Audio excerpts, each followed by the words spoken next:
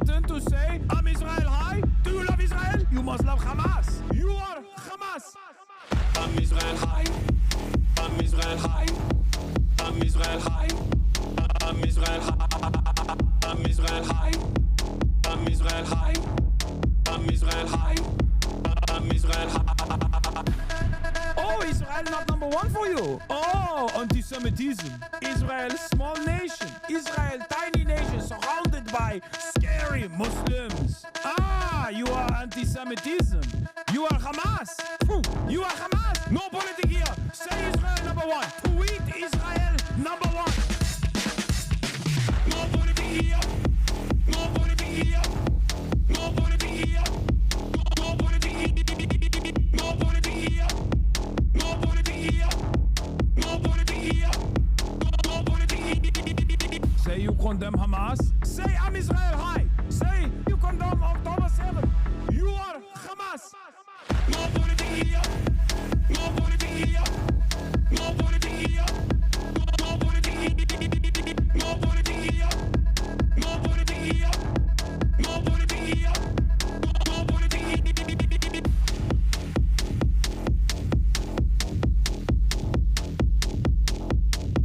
What's going on, everybody? I hope everyone's having a fantastic evening, afternoon, pre-noon, no matter where you are in the world. I'm Hasan Piker, and this is the HasanAbi broadcast coming to you live from gloomy California, Los Angeles. Once again, we are live. We're alive, and I hope all the boys, girls, and MBs are having a fantastic one because today's a beautiful day. Today's a wonderful day. Today is Monday, News Day. Ladies and gentlemen, we're back.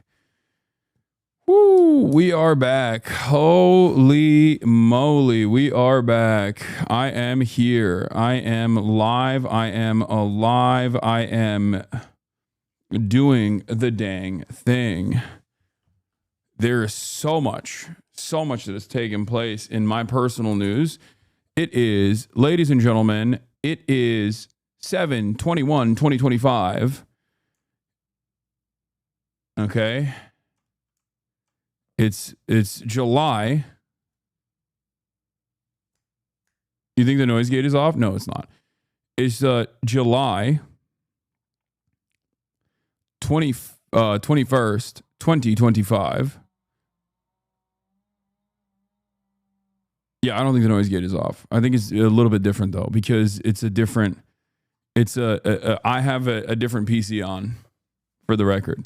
For those of you who don't know, I am Hasan Piker. This is the HasanAbi broadcast coming to you live from 69 degrees and mostly cloudy, gloomy California, Los Angeles. We are live. We are alive. No longer in Las Vegas. I took a 3-day weekend, also known as a weekend for many people. For the average folk, it's also known as a weekend. I took 3 days off. It was crazy. I haven't done that in a very long time. I haven't done that ever since July 11th, 2018. I have not had 3 continuous days off unless I was forced to take 3 continuous days off by getting banned. So it was a big deal. And yeah, I'm technically 3 days late, quiet quitting, all that good stuff. You already know what it is. But we're back. We're back. We're live. We're better than ever. I feel refreshed. I feel pretty good. I did a almost complete break from the internet when I was gone. In my absence, like I spent very little time online. Unlike in previous like 1 day, 2 day off, moments, I wouldn't fully go offline, but this time I did. And I'm going to tell you all about that in my personal news, because this is precisely what I do. I didn't forget how to do this thing. Okay, don't worry. For those of you who don't know, I took 3 days off, also known as a weekend. But for me, the reason why I did that, it was because it was my brother's bachelor party. My brother's getting married. As you guys know, I'm his best man, and I had to do what best men do. All right. I had to do best man stuff. And for that, I set up an incredible weekend journey.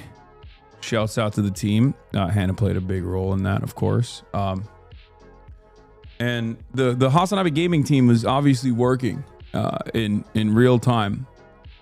Hannah was on the ones and twos, setting up the bachelor party and make sure everything worked out well for these 11 engineers. Well, it was 11 people total, but it was like every single person there was an engineer except for like one other guy. And then me, Will Neff, and my cousin Nezo. Because Murat's an engineer and all of his friends are engineers and they're all just like him. And it was really funny and it was really fun. But yeah, we went to Vegas. I stayed at the Encore. And it was crazy. It was a crazy experience. We got like a massive suite for them. You know, I paid for everything, obviously. Duh. And we had a bunch of experiences that we set up. Experiences tailored around Murat's personal interests. Flying airplanes. Racing trophy trucks. Baja style. You know, jumping trophy trucks off of sand dunes. And shooting guns. But yeah, I flew a real plane. I flew a real stunt plane. And it was an incredible experience. I got to talk about that. First night we go in, we get dinner. It is what it is. Murat is just like, we got to slam shots. We drink a lot. I'm hungover. Everyone is hungover. Next morning, we wake up at 8 a.m. We get on a shuttle to go and fly a plane. Okay? And let me tell you, it was incredible. It was I was worried. Okay? I was definitely worried, and the footage will come out, and when they release the footage, when they send me the footage, I'll send it to you guys as well. Okay? But no, we weren't drunk. We were just hungover and not feeling great. Okay. Obviously, we were not drunk. But these were real loggable flight hours with the FAA. Like, we just straight up flew these planes. Okay. A real stunt plane. This is it. This is what we flew. Okay. We did air-to-air dogfighting. This was the thing that we did. Okay. It was 30 minutes of flight time, like total. Like, I was in the air flying for 30 minutes, which was incredible. Okay? Yo, is it ethical to make your best man the most well-off friend you have in order to bulk up the bachelor party budget? Yes. But in this situation, it worked out fine because I'm his best man, because I'm his older brother. Did you do any earlier on rolls and flips? Yes, I did everything. Okay? And let me tell you, I was piloting these fucking planes. I'm not even joking. Like, I need to explain this to you, because like this is a place that's like, first of all, it just doesn't, the European mind cannot comprehend being able to just like fly a fucking plane out of nowhere, because I assume that there's pesky regulations and restrictions that stop you from doing so. Whereas in the land of commerce, okay, in libertarian paradise, America, the United States of America, specifically in Nevada, but also all around, they do this in like San Diego and shit too. You can just literally fly a plane without a pilot's license, because technically the person that's also on the plane with you, who lets you control the plane, he is a teacher. He's a flight teacher. So I guess there is this like weird space where if you are on a plane with a flight teacher, a certified flight instructor, you can literally just fly the goddamn plane yourself, which is crazy. Okay? It is a crazy, crazy situation. Like, I don't understand how this is. I guess maybe it's just like an unexplored area. Maybe it's just like paywalled by by design. So that's why they don't, like, most people don't do that. That's a learner. That's pretty much possible anywhere. Okay, but I don't know. I don't know how you're able to do this without any prior flight experience whatsoever. Like, I suspect that there's got to be, with a flight instructor, you have to at least have like prior flight experience, right?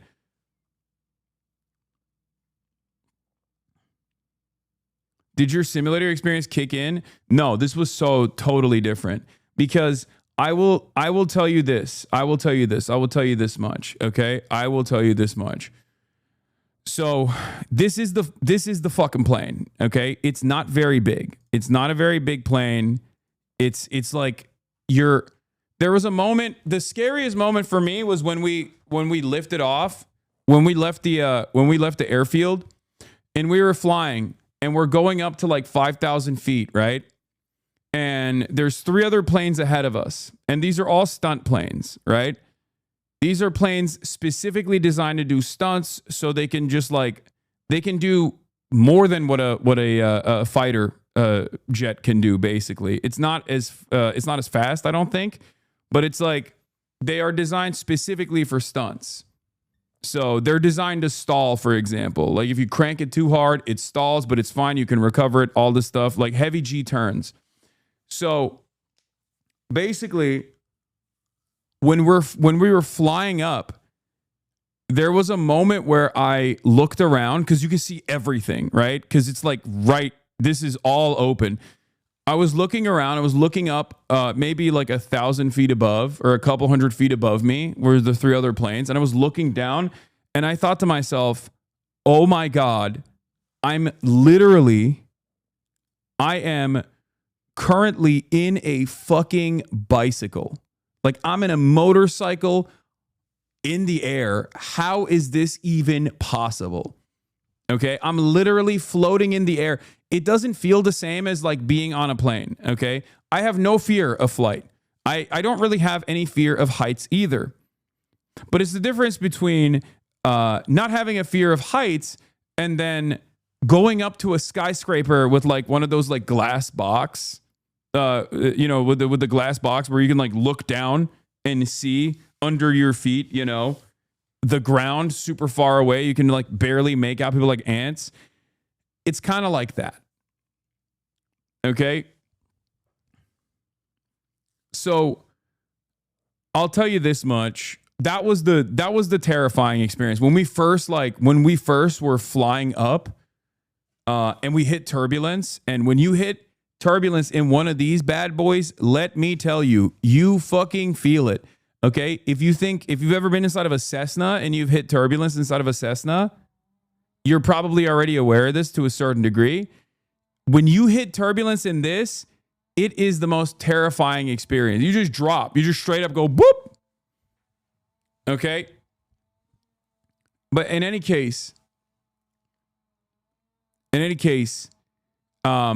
we hit turbulence a little bit and I got like definitely very scared. I was like, there is nothing holding us up.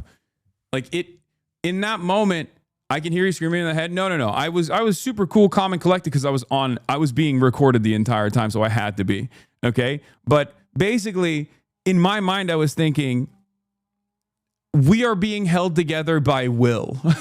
Okay. It literally felt like we were just floating in the air by pure magic. I've never felt that before in my life. When I was like looking around, we get to formation. Okay. We get up to formation, all 4 of us. And then everyone does like a cross, like a barrel roll, and then goes underneath the formation one by one. And the moment that we did that barrel roll, that was when I was like, oh, okay, this is fine. This is actually not scary at all. Because once I did the barrel roll, I was like, oh, this is actually awesome. I'm totally in. I'm totally locked in. The scariest part about the entire experience, like I said, was the turbulence and when I first took flight. Once I did the barrel roll, I was like, oh, this is the most, I'm in. I'm locked in. I can do this.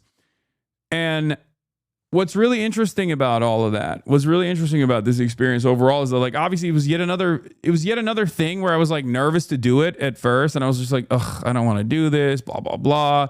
They do the whole, instructor training, and they talk about like G-force and what the G-force is supposed to do to your body. And I'm sure you guys have seen those videos of people's like face getting sucked in and then they just like pass out because they can't, the human mind and body is not capable of dealing with G-force to that degree, because you become, 10x or 100x the weight that you actually are, right?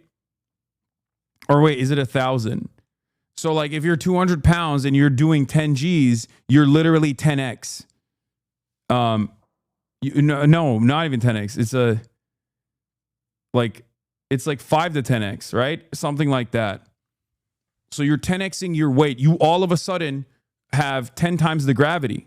That's what it is. 1G is like 1 gravity unit. So if you're 200 pounds in 1G in the normal world, okay, when you're at 10G, you are literally 10 times the weight. So you're 2,000 pounds. And I'm pretty sure like once you get up to a certain level, you pass out because your blood circulation, unless you've trained, the human body is incapable of hitting anything past like a certain point without losing their grip on reality. There's no more like blood rushing to your brain, and it literally cuts off the oxygen to your brain, and you basically start passing out. Most people pass out at 7 or 8G. I hit 7G. I did not pass out, for the record. And I did it on my own. And I'm going to tell you about this because this is also totally separate from person to person. Every individual has a unique experience with this. Some people can't handle G. Some people can't handle like the flips and stuff. Like they get motion sickness. I don't know why.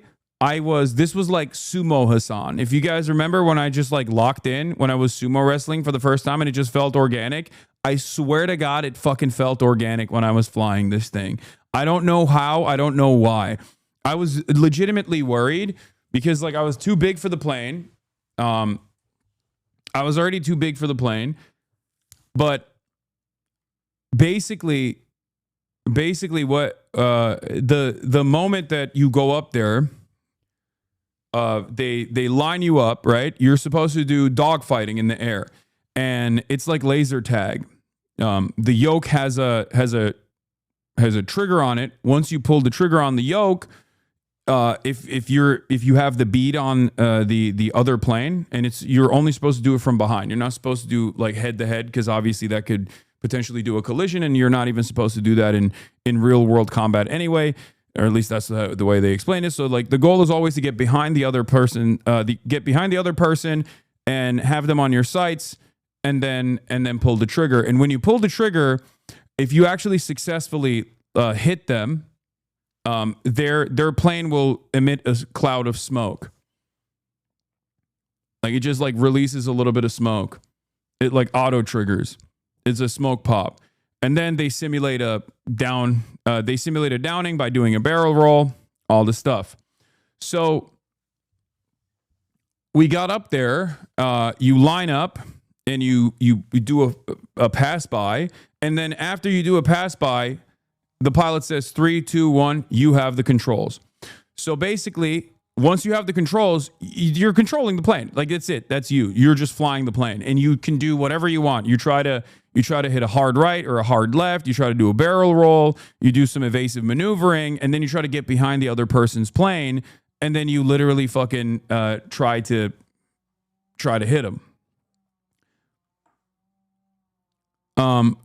It was incredible. The moment that I fucking cranked it, isn't this like 5K person? No, it's actually $1,000 a person, which is still very expensive, but not as expensive as you would think.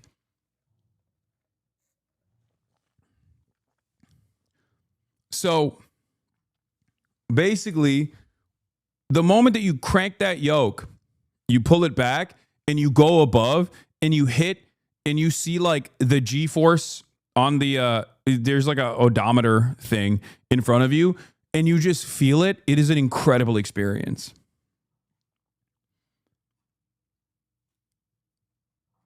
it was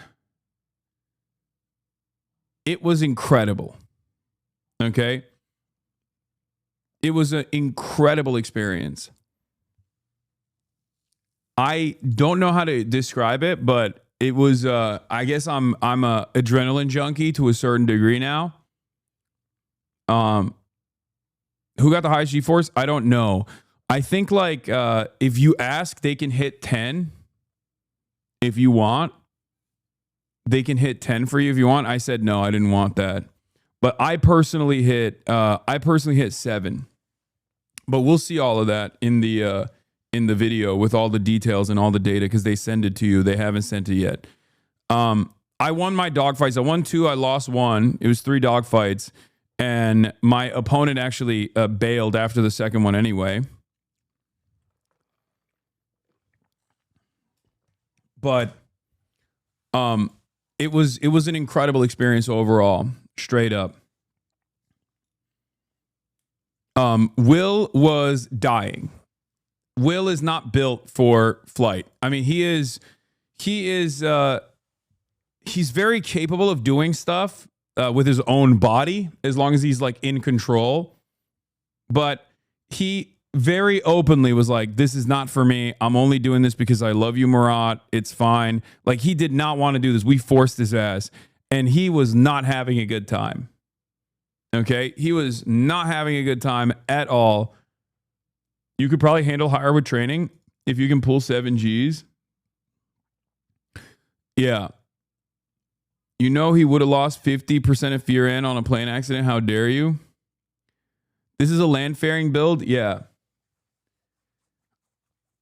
It was incredible. It was an incredible experience overall. I realized that, like, for me, I get discombobulated easy when I'm in a pool and I flip, and I have no like cognizance of like where I'm at, like what the ground is and what the air is, you know, when I'm upside down and shit like that. So I was a little bit worried about that. I don't like being upside down. But when I was in the air and I had a target that I was trying to follow, that made things a lot easier for me because I was just locked in on trying to find where the fucking target is. And I wasn't thinking about anything else. I wasn't thinking about like cranking the yoke and then like what kind of impact that has on me. It was crazy. So whenever there's like I've realized when there's an actual target that I have to follow, then it was much easier. So, you know, just locked in and I did the damn thing. So that was an incredible experience. But then after that, it was everything else was just like there was a lot of drinking, there was a lot of eating. I ate so much. I'm actually on a 48-hour fast right now. I've been fasting since Saturday night. Basically, I went to bed early Saturday night, and then Sunday we went and we raced Baja cars, like trophy trucks. For those of you who don't know, this is what a trophy truck is. This was a very Murat experience. Like we went to this like we went to a yeah, these are trophy trucks. They're basically like Ford Raptors, but specifically designed for like jumping sand dunes and things like that. So I've been doing like a water and coffee fast for the past like 48 hours at this point since like Saturday night. So not 48 hours, I guess. Wait, almost 48 hours. But I'll be eating later today. I'll be finally eating a little bit later today. And I haven't even felt bad. I actually feel pretty fucking awesome. And I've worked out. That is the most bro trip, Lamau. Exactly. How did it feel to unplug from the internet? I bet it ruled. Yes, it did. And you can tell it fucking ruled because there's so many people in the chat that I haven't... there's so many people in the chat right now that are predictably sending me like spamming links nonstop, and I haven't even paid attention to it. So I'm capable of locking in and telling you a fucking story without all the people that are like in the chat being like, why don't you do this? Why don't you cover this? Netanyahu, Nelk Boys, Netanyahu, Omar Fateh, talk about AOC. Like, I don't really, you know, I'm going to get to all of that. But under normal circumstances, I'd be so mad. I'd be so mad coming back and having so many people just like spam stuff. But I'm not, because it was good to take 3 days off. The only issue that I have with the 3 days off that I took was, like I said, I ate too much and I drank too much, and it fucked me up, and it felt like I was poisoning my body. Literally, I was like in pain all the time. Also, shouts out to Spearmint Rhino. So many HasanAbi heads that worked there did not realize it was like that. Lots of strippers. Lots of strippers also happen to be fans. So, I don't know if you guys are in here in the chat right now. I don't know if you like watch in the mornings or whatever, but that was crazy as well. That was a crazy experience too. Yeah, that's all I'm going to say about that one. And, yeah. King, I legit had to watch your streams for 4 to 5 hours a day. So your break was brutal. I had to go watch your clips from a year ago, lol. I mean, there's so much content out there of me that you can just like never run out, even if I didn't stream for a couple days. So you'll be fine. I know Hunter Biden interview is out, channel 5. I got it all. Don't worry. But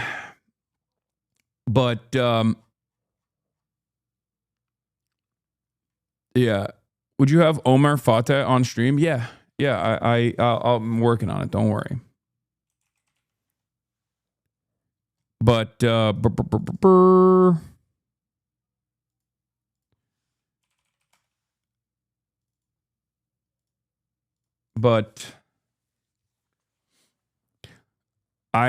world didn't end, so that was cool. Will you fly again? I might fly again. I might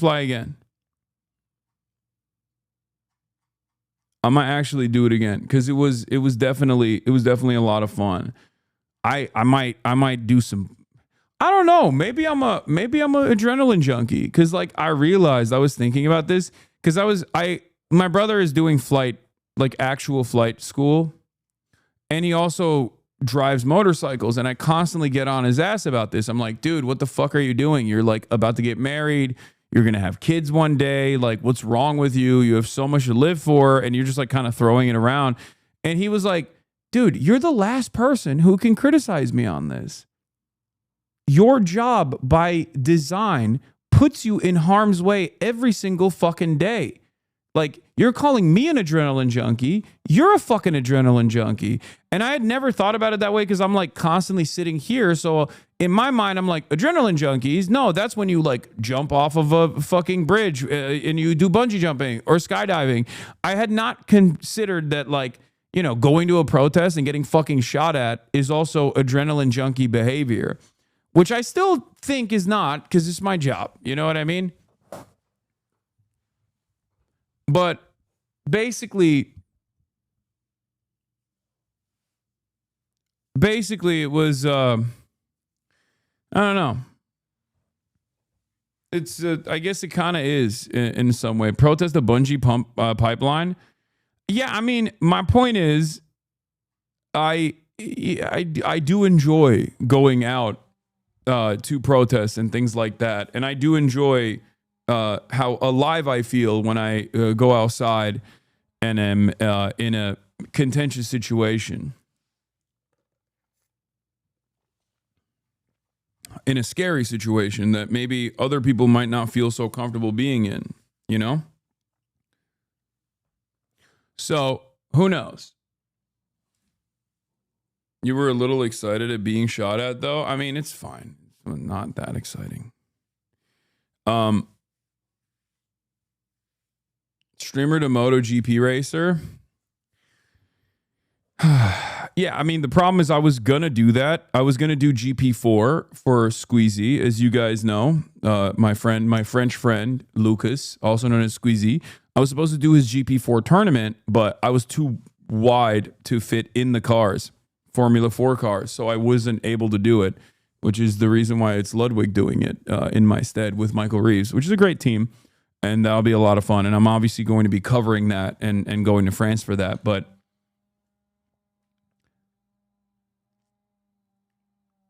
so,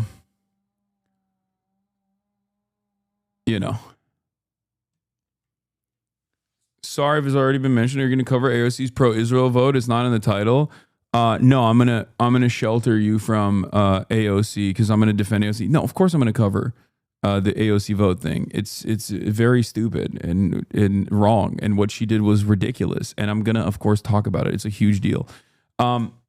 Anyway, where else was I? What else was I saying? Oh, Will was adamant about going and watching this show called Awakening, and I thought it was gonna be corny and cheesy, and I like didn't.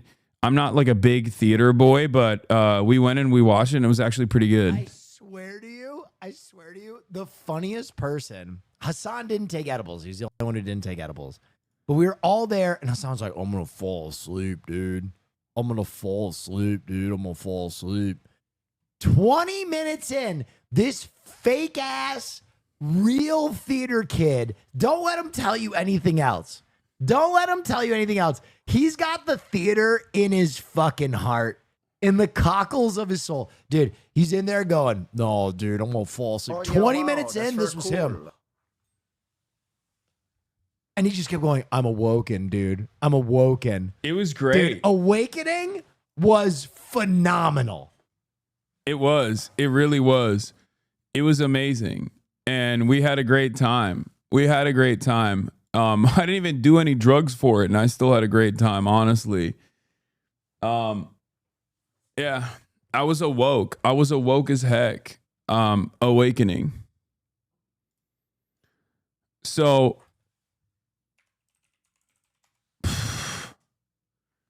the Awakening one was also great because like it kind of made me sad a little bit, but it was also a great show in general. I didn't think it was going to be that great. I've done the Cirque du Soleil one, the very famous one. I think it's like OSHA or something. I forget what it's called.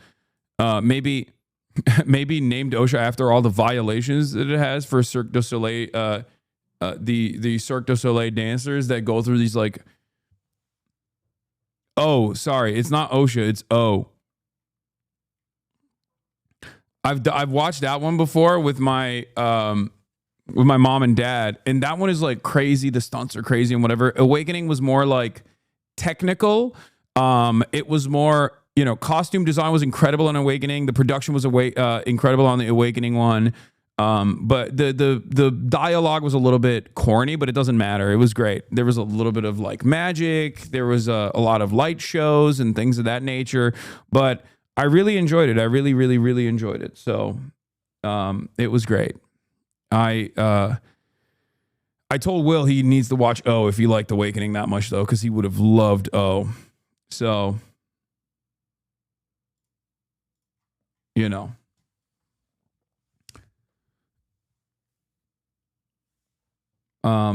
sounds like a perfect Vegas trip. Yeah, perfect Vegas trip. Lost a shit ton of money gambling, obviously, as always. And I didn't even get to gamble that much. I played poker for the first time ever. I didn't really like it that much because I'm a real degenerate. Here's the problem, okay? I'm a real degenerate, right? So as a real degenerate, I have to see the cards, the river. Yeah, the gray is still here. That's not an issue that we can fix with the new computer. That's like my alerts are busted. So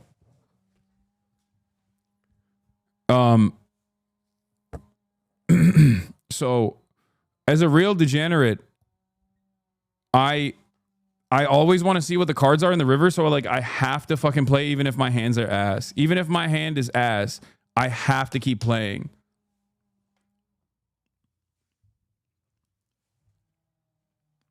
And I know I'm not supposed to do that. But like my curiosity always gets the best of me, and I always chase the river. Like, yeah, I'll have a 2-7 and I'll still want to chase the river. I'm like, come on. What if there's like 3 7s in there? You know what I mean? What if the dealer pulls out 3 7s? Think about how fun that would be.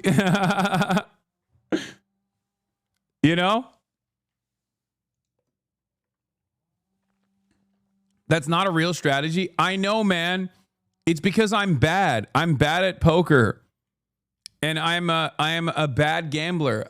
With the exception of blackjack, where I do play the book and I always lose regardless because I play the book, I always lose. I'm Mr. 12. I never I'm always 12 with the dealer showing a face card every time.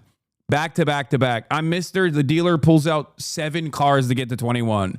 You know, all like I'm Mr. Dealer has a dealer showing a 13 and you're looking at a bus, but it never comes and you end up dying because the dealer somehow figures out a way to pull a fucking 21 out of nowhere.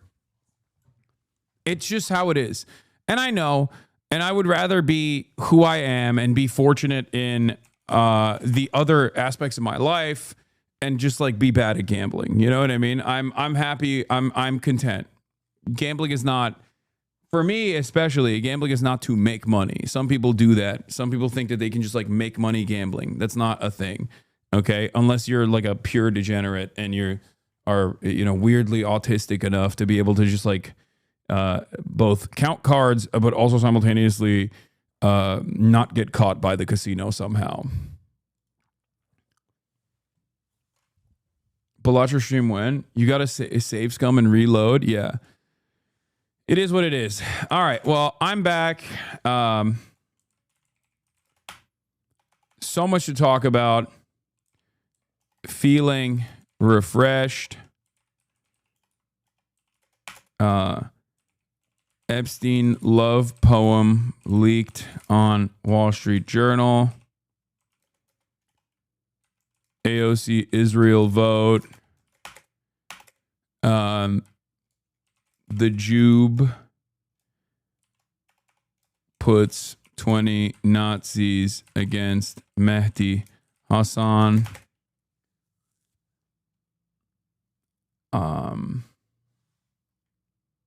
3-hour-long Hunter Biden interview. Yeah, sure. We'll look at that as well. Okay.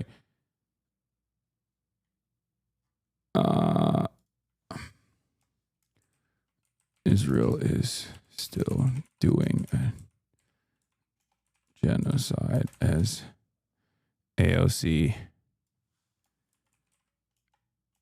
votes against stopping arms. The Jew puts 20 Nazis against Mehdi Hasan. Dr. Abdul al-Sayed on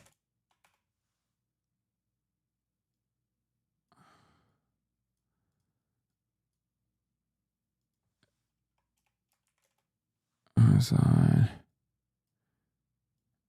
Hold on.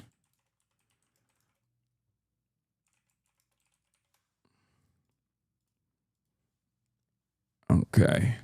Oh. Abdul side on later. Get in now. I've been following up on Jacara as well in my absence, and it seems like everyone is healed, and I myself am healed as well. I was definitely I was in my most hungover moments. In my most hungover moments, I would just like see clips on the timeline, and I would feel healed myself personally, and it was great. It was fantastic. All right, let's blast it. Let's blast it. Let's blast it. Let's do it. I'm back, feeling refreshed. You already know what it is. Healed. W parasocials. Big W's all around. I mean, I will say there's 2 things that have healed me. Okay, one, they're great. That stuff. Japan, fantastic. Love to see it. You know. Japan is already like the perfect backdrop for a situation like that. Okay. And then 2, I got to give a shout out to Black Boy Max as well. I love seeing the Phase Boys just absolutely pop off. Black Boy Max came back. I haven't really watched a lot of the stuff that's going on. He did like a dating show or something, but I saw him at like 170K, and that made me very proud. That made me very happy. Like, because those guys are all so great, and as you know, I've been an early investor, both in Ron even before Phase, but in general, and all the Phase boys. And I'm happy to see. I'm happy to see all of those guys just like pop off, and they deserve their flowers, you know. No, he's trash for setting up Wendy. I don't know the exact details of any of the drama, so don't ask me. But it's a fucking drama show. It's supposed to be for drama.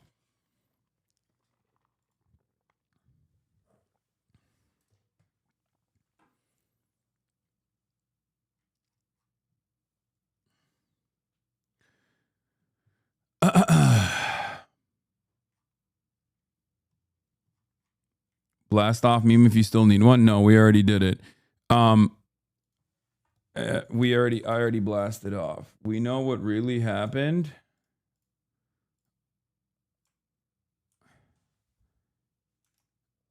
What the fuck is this? Hasan, what did you do?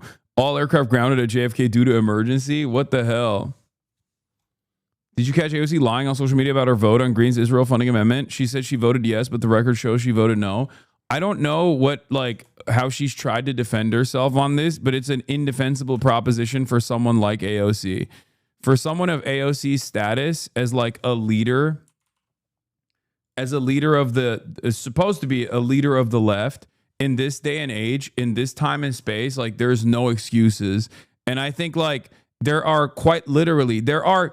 people from all different shapes, colors, from every other kind of background. I'm not even talking, like there are people, like Maddie Iglesias wrote an article today, I think, talking about how like Israel doesn't need our funds. Okay? I'm sorry. You can't get outflanked by Maddie fucking Iglesias if you're AOC. Okay? It is completely unacceptable. It is completely unacceptable. And I'm shocked that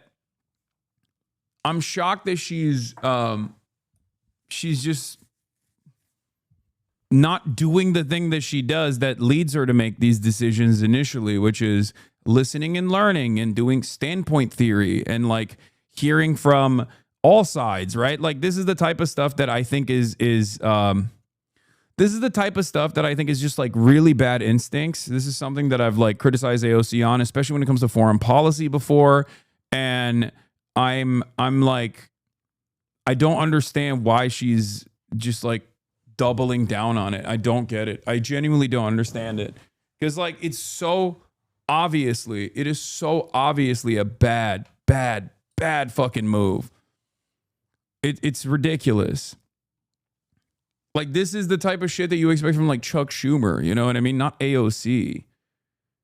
And yeah, it was everyone on the entire spectrum from, you know, Revcoms and people like the ACP people, but like even liberals were like, what are you doing? mostly liberals love AOC and yet even liberals were kind of in awe of her decision on this. And did she get AIPAC? No. Did Bernie vote the same way? It's in the House. Bernie's in the Senate, but I don't know what Bernie would have voted for if given the opportunity. But these guys try to make a distinction between defensive weapons and offensive weapons. Okay, this distinction does not matter. It does not matter. Let's get started on the AOC situation, or real quick. Does anyone have the initial like thing that started it? Because this was a.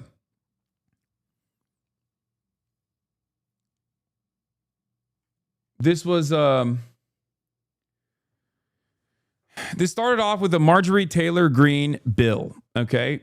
It started off with a Marjorie Taylor Greene bill, where she basically, I think, like put out a messaging bill. That was bullshit. Like it's a classic messaging bill, but it's no different than, I guess, like when Bernie Sanders puts out a messaging bill to deny weapons transfers to Israel in the Senate, you know what I mean? Or an amendment, sorry, not a bill. It was an amendment. Marjorie Taylor Greene's amendment to cut off offensive aid to Israel and also even defensive aid to Israel, which is completely oblivious. Completely irrelevant in this point of contention. So but again, like I said, she basically pushed for this as a messaging bill in a way that is no different than like when Bernie Sanders does this. Bernie Sanders has tried to veto weapons transfers to Saudi Arabia in the past, knowing full well that it's not going to pass, but he's still trying to make an effort. Okay. And the same goes for Marjorie Taylor Greene. Marjorie Titan Greene, regardless of being a fucking right-wing sociopath who is perhaps cynically getting on the fuck Israel train, it doesn't change the reality at all, was pushing for an amendment to stop all weapons transfers to Israel, including defensive weapons. This distinction does not matter ultimately because as we know, Israel uses the defensive shield that it has to be as belligerent as possible while it conducts its genocide and continues to bomb other countries, including but not limited to fucking Syria now, as a matter of fact. As you know, Syria is in a state of turmoil at this moment. And so, like, the idea that, like, Israel, oh, this is just a defensive, this is our ally, and we're giving them defensive weapons is like, yeah, okay, that doesn't mean anything unless you're going to be a real one and say, if you were to turn around and advocate for Israel while it's in the process of doing a genocide, to say that, like, well, they need anti-aircraft systems and they need our consistent, unlimited support so they can be as belligerent as they want without any repercussions whatsoever, then you have to say that about every country. You know what I mean? Why don't we give Hamas an Iron Dome then? It's literally protecting the civilians. I think they deserve it much more than Israel does, as a matter of fact. Israel's gotten it for years and years. Why don't we give Russia some anti-air defense systems then? You know what I mean? Like, what do you mean? We're there, do you think there's no civilians in Russia? You think there's no civilians in Gaza? Gaza is pretty much all civilians. What are we talking about? Mostly children, as a matter of fact. So unless you advocate to give, like, anti-aircraft weapons to Nazi Germany while it was conducting the Holocaust and doing World War II because there were civilians in the territories that we were bombing and we must, Nazi Germany has a right to defend itself, you can't make this fucking argument about Israel. It's ridiculous. It was completely ridiculous, okay?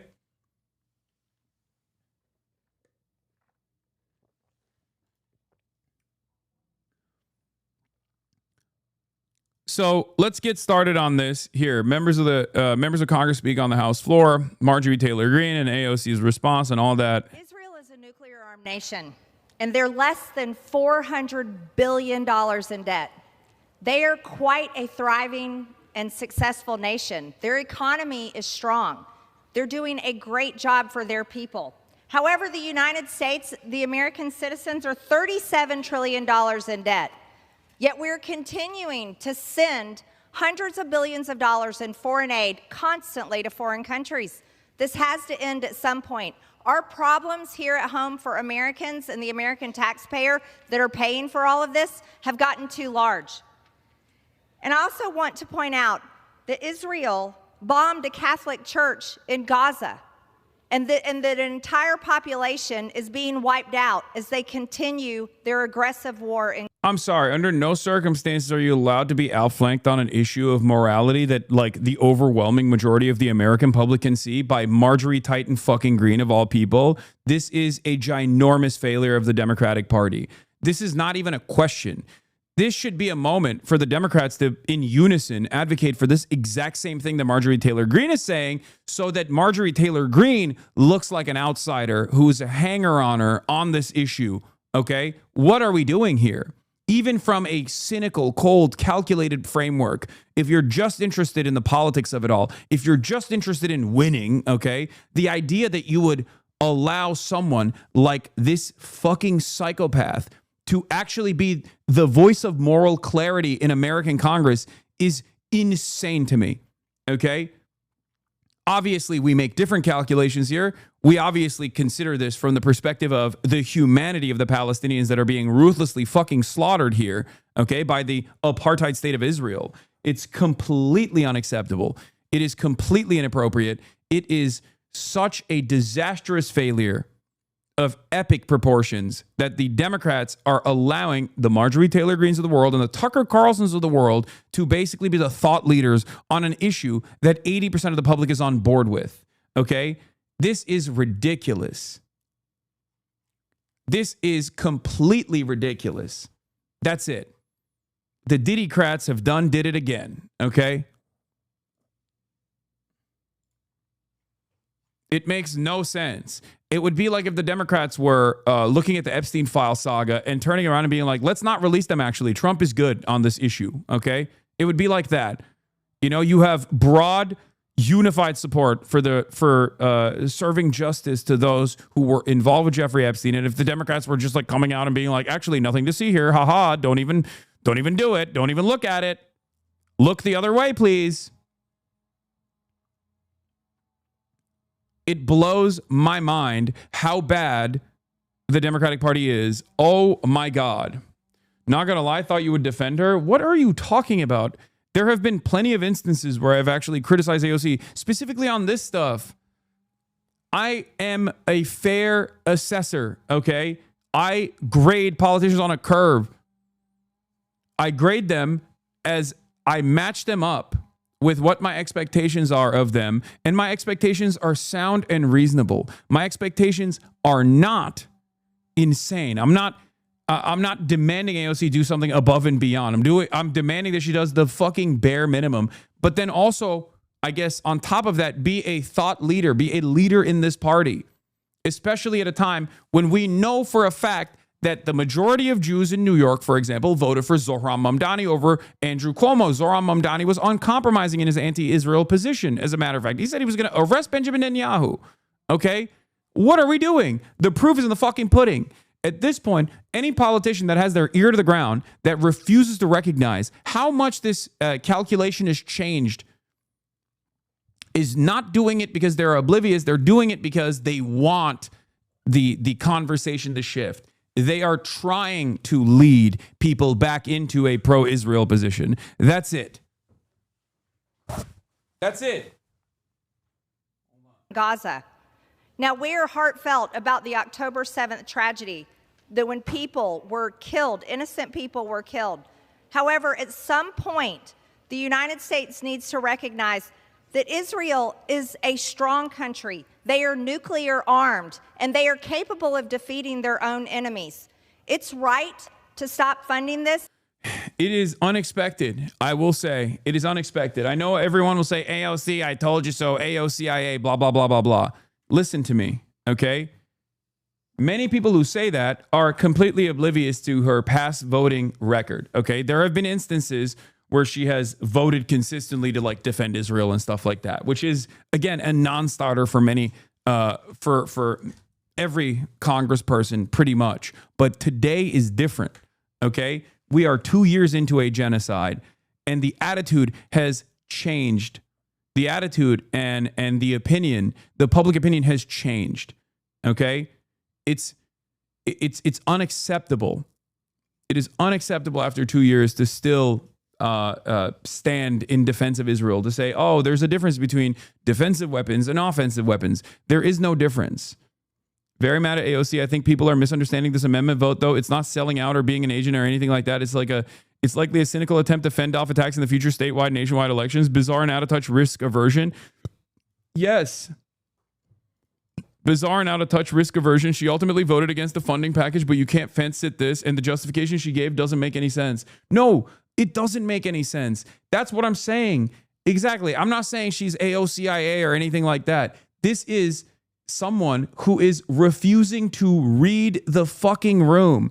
And the irony here is that AOC is supposed to be a leader in the Democratic Party, a progressive voice in the Democratic Party. What are you doing?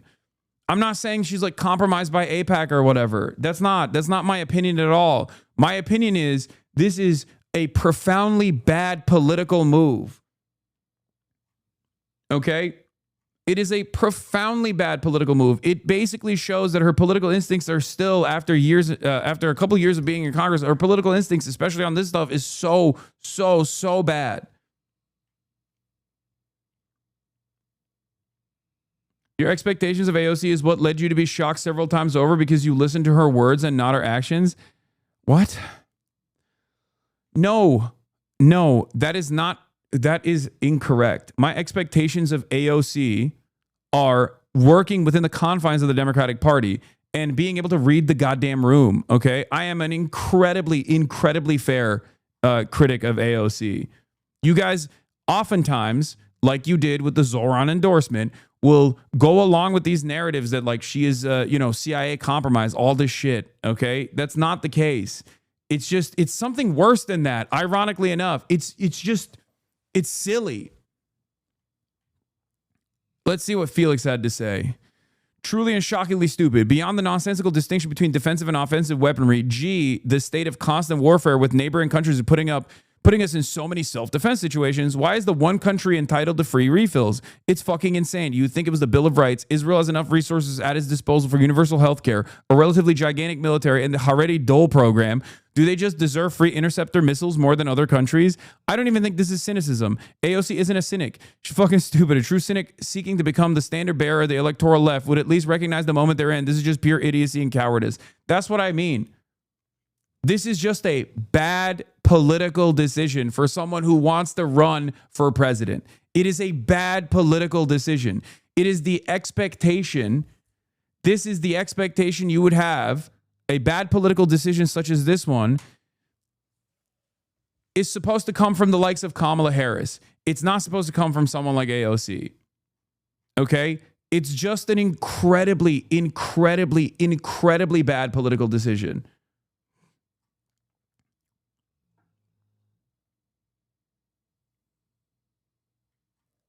I think she's 100% running for president in 2028 and thinks AOC doesn't even support defensive weapons. It's just too much heat and impossible to explain to ADL fed reporters, so is vibing through it, despite it making no sense. This, of course, doesn't justify the defense, but it's my read. Yeah, that's quite likely. But I think she's also such an article head that she's afraid of legitimizing MTG by voting on this. I think that Felix's assessment on this is entirely correct. She doesn't want to look like she's aligned with Marjorie Taylor Greene under any circumstance whatsoever. And she is way too beholden to like the old school woke, the old school woke people that work in these campaigns, that woke as a pejorative. Like, I mean, like rad libs, you know what I mean? People that are like, why would you go on the Joe Rogan Experience type people, which is just like, you need to be a shark. You need to be a shark. You need to be vicious. None of that stuff works anymore. We're in the post-Trump era. Okay? That's it. Fuck the rad libs. Who gives a shit?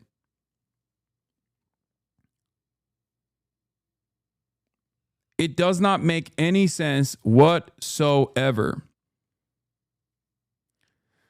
Anyway, so initially she said, where was it? Initially she said something along the lines of like, Marjorie Taylor Greene's amendment does nothing to cut off offensive aid to Israel nor end the flow of U.S. munitions being used in Gaza. Of course I voted against it. What it does do is cut off defensive Iron Dome capabilities while allowing the actual bombs killing Palestinians to continue. I have long stated that I do not believe that adding the death count of the innocent victims of the war is constructive to its end. That is a simple and clear difference of opinion that has long been established. This is a bullshit, an incredibly cowardly way to fucking defend this decision, by the way. It would have been better off if she just said like, I don't like Marjorie Taylor Greene and it's a cynical messaging bill or something. Even then it would have been cowardly for her to not vote for it. But it is ridiculous to say, oh, it's defensive weapons. What do you mean defensive weapons? Who gives a shit? What are we talking about? Everyone at this point, especially someone like AOC, should be aware that Israel gets to fucking literally do as much violence as possible because they know full well that we're always going to be footing the bill on the defensive side, okay? It's not about like letting Israeli civilians die. This is not the case, okay? The point is, if Israel feels like they are left unguarded, okay, or if they feel the pressure from BDS, for example, boycott, divestments, and sanctions on the state of Israel, then they will stop doing genocide. That's the whole point. It is the least violent means of stopping Israel. It is fucking ridiculous. No one is saying like, oh, blow up Israeli civilians, please. That's fucking stupid. That's not the argument here. The argument is Israel will stand down if we stop giving them weapons, defensive weapons and offensive weapons, just all weapons.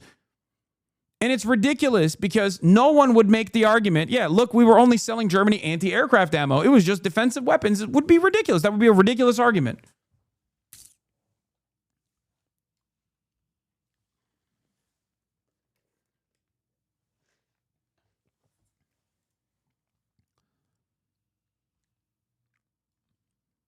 how are you this dense? If Israel was limited in defensive weaponry, it would be forced to choose diplomacy and over war to come to the negotiation table sooner.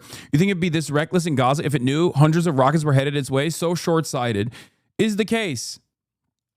That's it. Like, this argument is not a real argument at all. This argument is an argument that you take if you are still trying to exist in the old world, okay? In the old way of politics.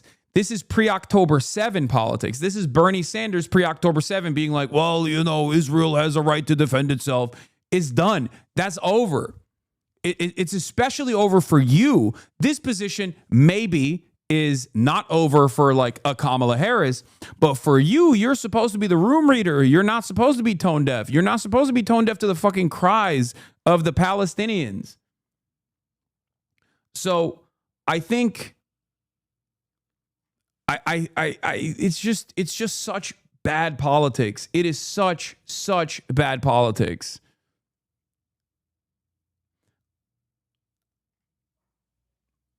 And then to make matters worse, she's also doubling, tripling, quintupling down on like attacking the left, which is only going to draw more enmity because like it's not even a good issue to criticize the left on.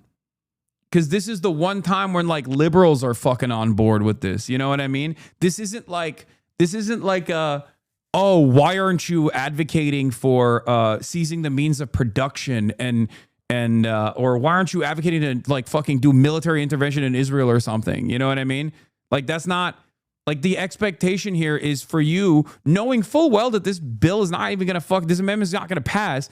Still, as a strong advocate for human rights, to turn around and say, I don't like Marjorie Taylor Greene, but I think that on this issue, we have to cut off weapons aid to Israel. That's it. Defensive, offensive, doesn't fucking matter. All aid. That's what sanctions are. What are we doing? We're supposed to be advocates for boycotting and we are supposed to be advocates for boycotting the state of Israel, for demanding sanctions to the state of Israel, for demanding divestment from the state of Israel. This is a part of that process. If you can't even do that, then what the fuck are we doing? I'm sorry, guys. This is completely ridiculous. This is way past my fucking red line, especially for someone like AOC. Way past my red line. And the reason for why I say this, and I'm just some fucking random commentator, okay? Who the fuck am I, right? I'm just some dumbass. Who cares what I have to say and think on this? But like, this is way past the red line for that reason. Because none of these things are pushed for so we kill Israelis, okay? We push for this so that Israel cannot maintain its current campaign of bloodshed, unlimited bloodshed, because we all know that Israel will stop before it gets to a point where they put themselves in harm's way. And it does not, like, this is bad policy. It's immoral. It's morally repugnant policy. Okay? But worse than that, it's fucking bad politics. It's such bad politics. Okay? It's incredibly bad politics. In this day and age, in this time, to stand as a voice of progress, as a voice of the progressives in Congress, as someone who's most likely going to run for president. I've said this before about AOC, like, she should never respond to Instagram and to people online, okay? She should never do that. One takeaway here is that AOC is way too online. She's getting upset over the narrative among Twitter leftists and hyper-focusing on the bad faith inaccuracies about her rather than the larger problem that she voted against defunding the Iron Dome. Google is free. If you're saying I voted for military funding, you are lying. Receipts attached. Drag me for my positions all you want, but lying about them doesn't make you part of the left. If you believe neo-Nazis are welcome and operating in good faith, you can have them.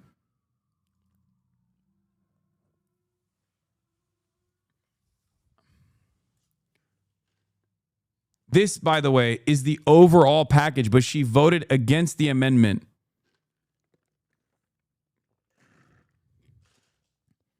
And not only did she vote against the amendment to cut off Iron Dome funding to Israel, but then also on top of that, she turned around and defended the position by claiming that this was, a way to stop civilians from being killed. Okay? A way to stop Israeli civilians from being killed. And it's like, that's not the point here. Okay?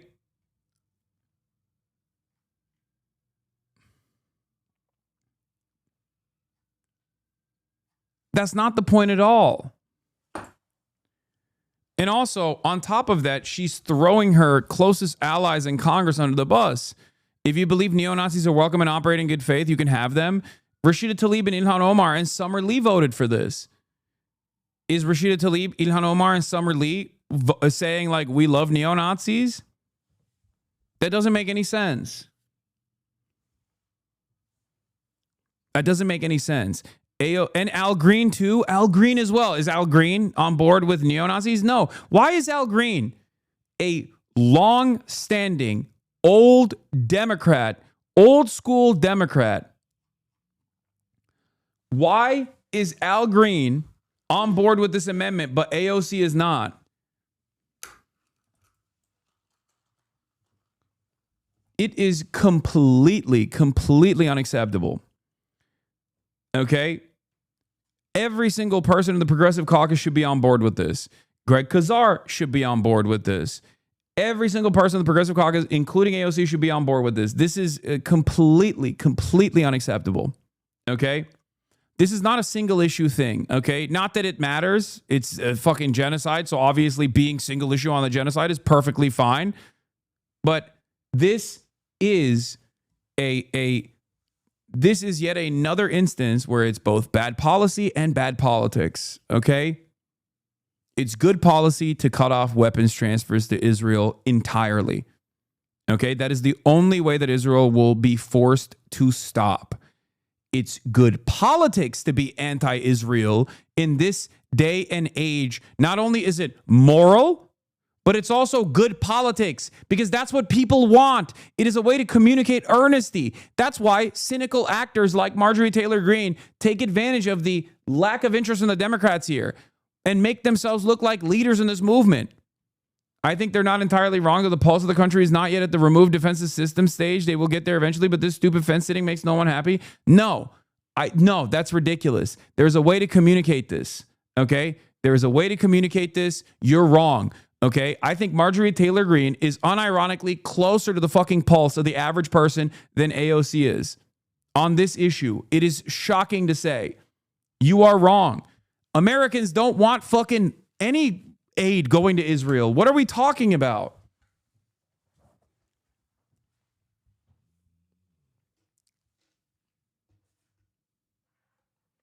It's gone. It's done. Anyone that doesn't read the writing on the wall here is basically still operating on the old guard way of thinking. And you're exactly the same type of person who most likely looked at the Zoran stuff and was like, well, Zoran has to take a wishy-washy position on Israel because he wants to win. He wants to win. It's like, no, that's different. That's a different time and place in politics. We have moved beyond. We are in an entirely different space.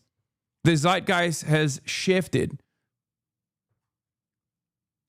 Think about how much, even a little bit of hope, a crumb of hope can change political discourse in this country. Post-Zoran, think about how every single person has recalculated. You got like the Andrew Schultzes of the world being like, the Democratic Socialists are the only America First party.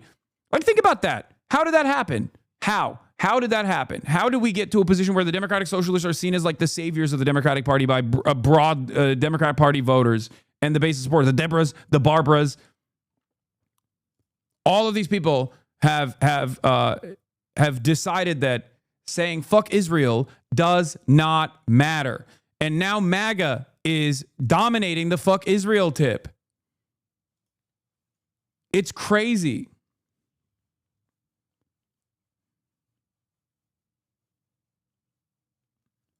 With AOC's recent vote, this is worth consideration. Will clocked it too. Given AOC's most recent statements, I now fully believe Bernie Sanders and AOC purposely ducked the full interview they told us on they give him. I don't buy that they were running behind on schedule or whatever. I never did. I think they used him. Will clocked it too. That situation was weird. I was willing to give the benefit of the doubt, but come on, this is no shade to Hasan, and I could be wrong. But my instinct from that whole interaction was that they used him for his audience and never planned on giving him the push giving him time to push him on anything. I don't think that's the case. But I mean, look, it's, you know, I haven't had them on since then. So who knows? No, they had a speech. I don't think it's the case for this particular situation.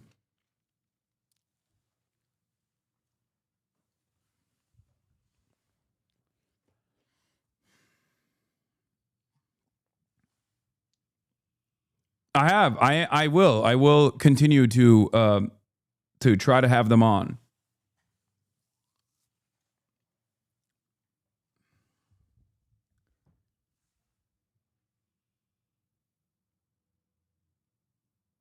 Anyway,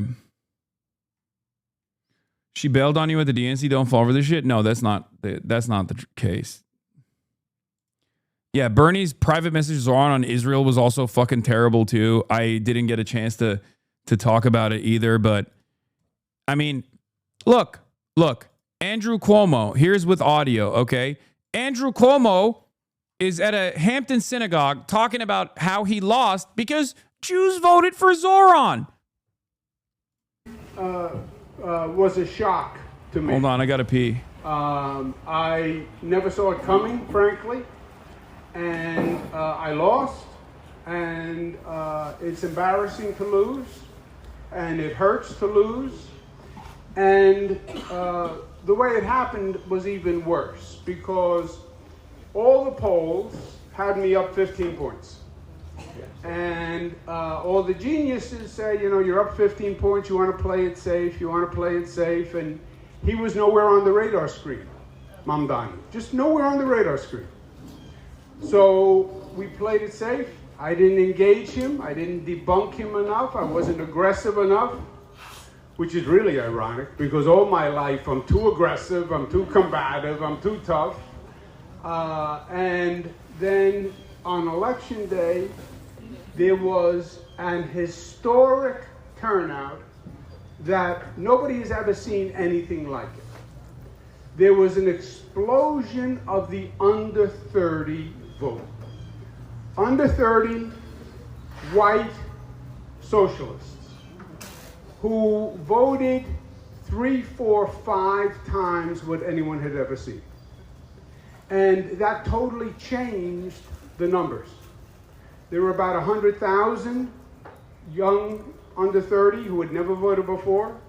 I lost by 100,000 votes, 400,000 to 500,000. The young people who came out, they were socialists and they were pro-Palestinian. And I would wager that in that primary, more than 50% of the Jewish people voted for Mamdani. Yep. This is the first time anyone has even recognized that Zoran won the Jewish vote in the most Jewish city after Tel Aviv. Okay? With the largest Jewish population. More than 50%. Because with those young people, the under 30 people, they are pro-Palestinian and they don't consider it being anti-Israel. I am, as you know, 100% supportive. No, they do. Plenty do. The difference is they just don't have an issue with being anti-Israel. Because why should they? Why would they? It's a fucking state, dude. It is a state, and it's a Nazi state, as a matter of fact. That's the point. No, maybe in the first couple of months after October 7, there were a lot of people who were like, oh, I just, I'm not anti-Israel, but also I think, maybe Israel is doing some war crimes. But we've pushed past that point at this juncture. We are so far behind.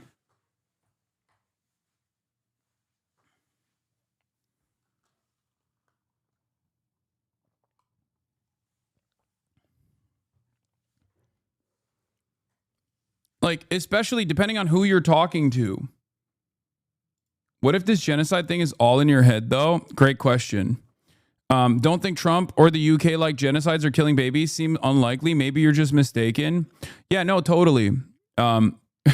Trump hates genocides. You're right.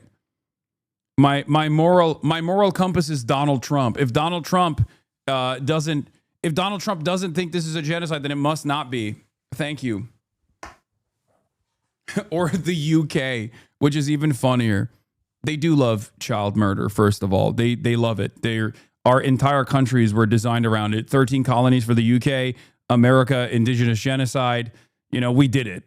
The difference is we did it hundreds of years ago, whereas Israel's doing it right now in broad daylight, in real time, and you can watch it unfold.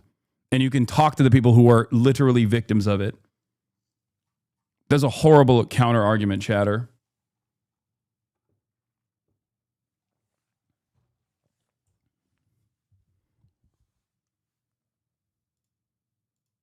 Anyway,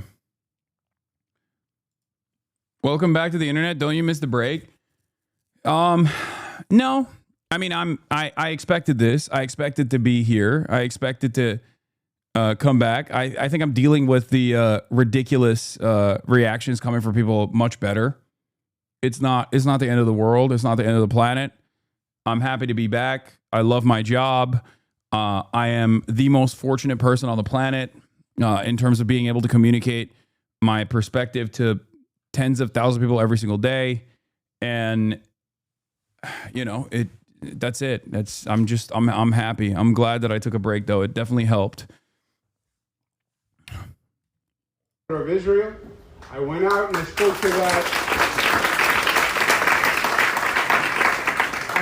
that everywhere. That's my tradition. It was my father before me. I was the most aggressive governor in the United States on behalf of Israel. I was the first against BDS. We did a number of trade missions back and forth. We have the largest Jewish population outside of Israel. And I was proud to be the strongest advocate.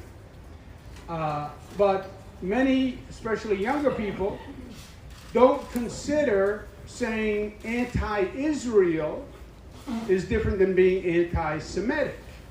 Being anti-Israel to them means anti-Bibi's policies. Okay. These guys are playing catch up, okay? This is the broad point, though. Yes, being anti-Israel means being anti-Benjamin Netanyahu's policies. That is definitely the most common attitude. We have a different opinion on this, okay, in this community, and it is important for you to understand that you are still at the cutting edge of this discourse, and people will inevitably arrive at your position, but it does not matter if you want to understand what people's actual attitude is. Yes, there are a lot of people who are fuck Israel, but when they say like, oh, I don't like Israel, I don't like what Israel's doing, they don't have like a real theoretical or real like fully fleshed out ideological disagreement with Zionism being like a fascist ideology. That's not. You have that opinion because you watch me. You have that opinion because you have done at least some level of reading into the matter. It's entirely separate from most people's opinion. Most people just go, why are we giving money to these guys? I don't like it. I don't get it. And also, yeah, this is an incredibly bloody affair. I don't want to be a part of this. And there are a lot more people now that certainly recognize that it's a genocide. Okay? So just understand that, like, you are at the bleeding edge of discourse. Most people's attitude on this is killing is bad. Killing children is wrong. I don't like to see dead children. I don't really like it. But my expectation from the likes of AOC, for example, is to read the room and see where the trajectory is for discourse and be ahead of it and be a leader. Be a leader that actually moves people in that direction, because that is beneficial for her in the long run anyway, because people will remember that AOC was in the front lines on this issue, okay? And the fact that she's not there, on this is crazy to me, especially at a time like this when you can say, I'm against the principle, I'm against Israel, I'm against what they're doing, and then and not get punished for it.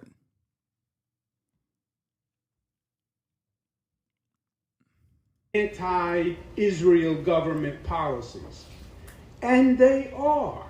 And they are. And they were highly motivated, and they came out to vote. And that totally distorted what was expected. And in many ways, it was a national wave that has been building. This socialist wave in the Democratic Party, this AOC, Bernie Sanders going across the country, the No Kings, brought out hundreds of thousands of young people at rallies all across the country, basically fueled by anti-Trump. But anti-Trump then fits with socialism, then fits with pro-Palestinian, and he was the perfect vehicle for this under 30 wave. I mean, he is incredibly reactionary. Like the No King stuff is like socialist is hilarious. Obviously, like he sounds like a Republican because he is a Republican, okay? Anyway, at Hampton Synagogue this morning, Andrew Cuomo said he didn't debunk Mamdani enough. Cuomo added that Mamdani got more than 50% of the Jewish vote. David Grossman says, assuming this is true, what would it mean if a clear majority of Jewish voters in the most Jewish city in America, in the traditional Jewish party, voted for a candidate who the Jewish establishment orgs told them was anti-Semitic? Hard to think of a more forceful rejection. You don't even need the majority in this situation. Okay? Even if you got like 40% or 30% of the Jewish vote, that's still incredibly, that is an incredible, that is a incredible debunking of the fucking narrative that like the Jewish orgs that are invested primarily in defending Israel unconditionally in this time and in this day and age have any sort of real motion amongst the Jewish voter base in the Democratic Party, which remember, the Democratic Party, 75-25 votes. The Jewish vote goes 75-25 historically to the Democratic Party, okay? That's it. So when we talk about the Democrats being 80-20 on giving weapons to Israel or recognizing the genocide that Israel is doing, we're talking about a whole lot of Jews too, okay? That's it. 75% of Jews historically vote for the Democratic Party, regardless.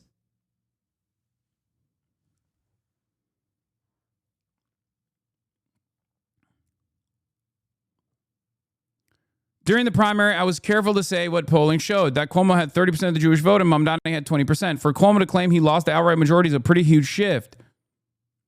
It speaks to what has been happening gradually over the last decade, now accelerated by Gaza, that Cuomo could even claim this speaks to a Jewish vote that has broken dramatically with institutional Judaism, with Israel as a clear fault line. I mean, dude, look at this community. We have a fuck ton of Jews in this community. Okay? There is a generational split here. I've been saying this since October 7. Okay? There is a generational split, and it's not different for Jews either. Okay? That's it. That's it. This is not about Judaism. No matter how hard Israel and Israel defenders try to claim that this is all about protecting and preserving Judaism, Israel is the only way to preserve and protect Jews all around the world. That's a lie, okay? No matter how much people wishcast that into oblivion, it is very clear that young Jews, just like everyone else, have seen the death and the destruction and have made up their own minds. And they're like, I don't want this to be a part of my identity. It's perfectly understandable to not want to be associated with a fucking neo-Nazi enterprise like the State of Israel.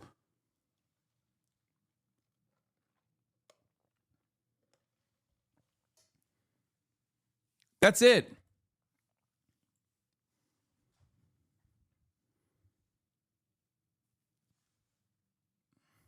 It's crazy. Nelk went on full damage control for hosting Netanyahu and are currently on live pleading with their fans, and some of their fans asked them to talk to Fuentes, and he pounced on the opportunity to send their platforming literal Nazi opposition to Netanyahu DM Steiny. I know. Steiny's been blowing up my phone since the BB interview took place. But I haven't had time to respond. But I'll talk to him. I'll talk to him when I have time.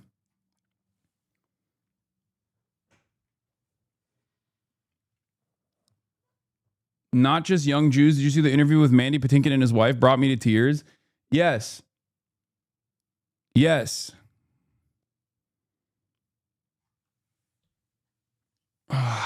They're not going to have Nicholas Fuentes on, dude. Don't be ridiculous. All right.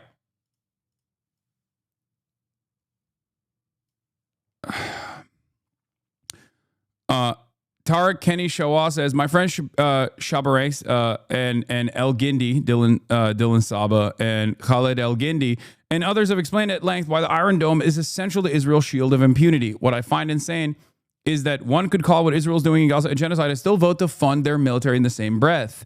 If you believe Israel's committing a genocide in Gaza, and that is the word AOC has used, giving even a single dollar to the military committing the genocide is an explicit act of support. Cutting a genocidal entity off from any type of funding / support should be the bare minimum, which is the truth. That is the truth. It is bare minimum.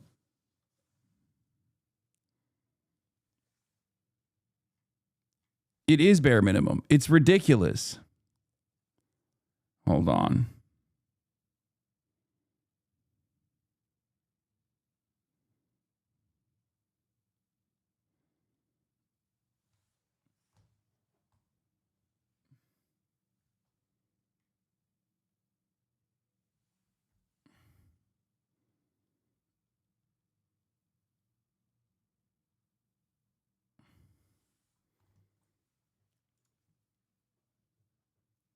Bro, Steiny's talking to Nick right now. What do you mean you doubt it? Oh my God. That's so fucking, oh God, it's over. It's a fucking entire generation of little neo-Nazis that are going to prop up left and right. Jesus fucking Christ. They asked me to go on their live stream and I was like, I didn't respond because I was fucking working. God. AOC voted to still fund new $500 million to Israel. What do you say about that? Brother, are you not listening to the words that are coming out of my mouth? There is no funding to Israel, okay? That is, like, if you want to be any politician that comes across as earnest, you cannot say on the one hand that Israel's doing a genocide, and then on the other hand, you go, and the genocidal nation still has civilians in it, and we have to defend them. Okay? It doesn't work that way. Because the more you give aid to Israel in defensive aid or even financial aid or any sort of aid, the more Israel can operate with impunity. It's that simple. It's that simple. It's that fucking simple.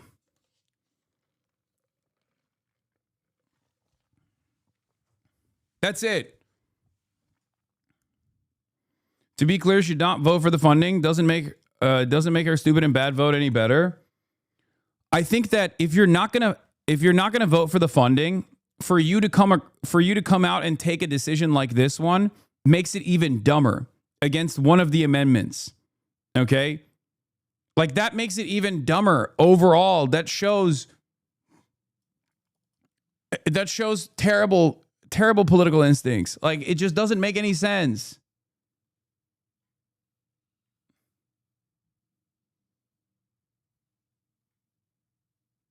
That's it. You're ultimately not even fucking. And then on top of that, to come out and defend it too.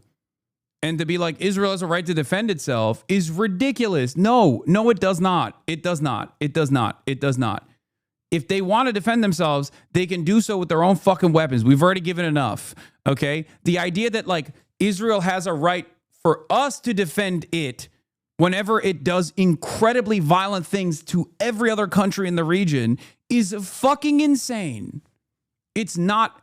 It's just so beyond the pale. It is such a ridiculous fucking thing to say.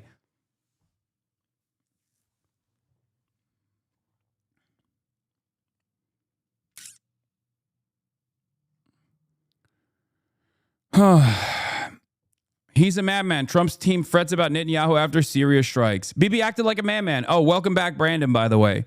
Welcome back, Joe Brandon. The Brandonization of the Trump administration is complete, by the way. Here it is. He's a madman. Trump's team frets about Netanyahu after Syria strikes. So funny that Tucker Right has its own helpless, fuming, concerned Trump alternative universe. And like what the MSNBC said, it's laundered via Barack Ravid. The bipartisan myth that Netanyahu is manipulating your guy is essential to maintaining partisan delusions and national innocence. That's it. That's it. The notion that like Israel is simply duping our big, beautiful boys, Israel is simply duping our big, beautiful boys is fucking stupid. Okay? The idea that Israel is duping our big, beautiful boys is fucking ridiculous. That we are somehow infallible, that America would do the right thing in this situation if it wasn't for, like, depending on what level of conspiracy you believe, pedophile blackmail operations or whatever that Mossad is conducting, or the fact that there's just like too much money that they're giving to American congresspersons. Like, that's not the case. These guys either A, don't give a shit, or B, like it. Okay? Israel does not jump without us saying jump. Israel says how high when we say jump. Now, over the course of the past couple of decades, post 9/11, I would say that Israel has slowly but surely taken up more space in the decision-making process, okay? But it's ultimately still our attack dog. That does not change the dynamic even one bit, because these decisions, these like messaging bills matter for that reason. Because if we were to shut off Israel's weapons, it's over. Tomorrow, they're the most peaceful nation on the fucking planet. Do you understand?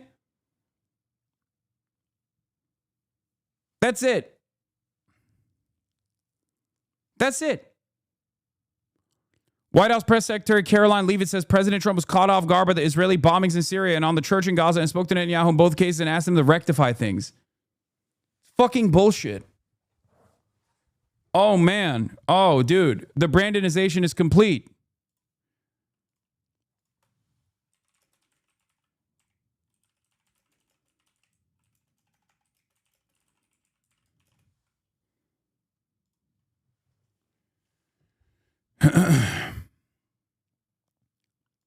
Is Israel like a U.S. client state then? Israel is an extension of the United States. Israel is more than a client state. It's basically just a state. But having said that, Israel has slowly but surely, especially accelerated under the Biden administration and continued under the Trump administration, or I would say it accelerated under the Trump administration Trump 1, has taken the driver's seat and is now leading American Middle Eastern policy, as opposed to simply being a vessel or a vehicle for America's interests in the region. Okay? In the past, it was a U.S. proxy, and slowly but surely, because of its importance, bad take, cutting off weapons is not going to stop their bloodlust. They will easily turn on someone else and continue by their own means. Peace is not in their vocabulary. That's not true. This is the most idiotic argument of all time. If that was the case, Israel wouldn't spend billions of dollars manufacturing consent in American media and also through all of these like groups, all of these like advocacy groups. You're out of your fucking mind. You are delusional. America has supplied Israel 70% of all defensive and offensive weapons used since October 7 have been supplied by the United States of America. Without us, Israel would not be able to do anything. Okay? You are deluding yourself. There is no one else Israel could go to. And it's such a short period of time, as a matter of fact. No one. It is ridiculous. We are the country that allows Israel to be as violent as possible. And this is a lie that people tell to themselves. Oh, it wouldn't stop their bloodlust. Okay, then we'll fucking invade. Okay? Because I've explained this a million times over. First, it starts with boycott, divestments, and sanctions. Okay? Let's say America says, we're stopping offensive weapons transfers to Israel. You have to stop. Israel says, we're not going to stop. All of a sudden, they don't have enough weapons. How are they going to continue? But let's say they still have enough in their stockpile, and they continue doing this after we said stop. Then come the sanctions, economic sanctions that Israel would choke the Israeli economy without constant American aid, without constant American intervention in the Israeli market. It's over, right? And let's say they still continue. They say, no, we have so much bloodlust. Okay? We have to kill more Palestinians. It doesn't matter. We'll kill ourselves. Okay. Once the full crippling sanctions come in and they still don't stop, then you invade. It's that simple, okay? The first step in this process is boycotts, divestments, and sanctions. It's that simple. What happened? I don't know what took place. It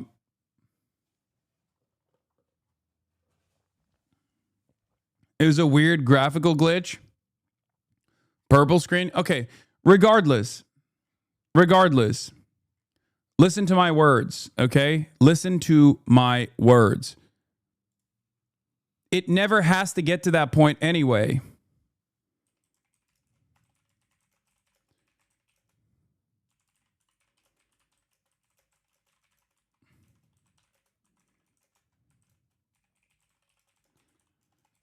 Hold on. I'm tracking the errors as well.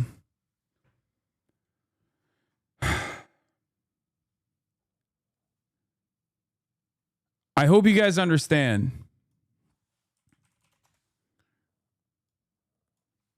This is the reality. Reagan called Israeli Prime Minister Benjamin Bain. No, I know. That part doesn't even matter. Yes, in the past, America has also, even Joe Biden has actually stopped Israel's bloodlust in the past. It's ridiculous to say that this is not the same dynamic still doesn't exist. Joe Biden in 2001 stopped Israel's siege with one phone call.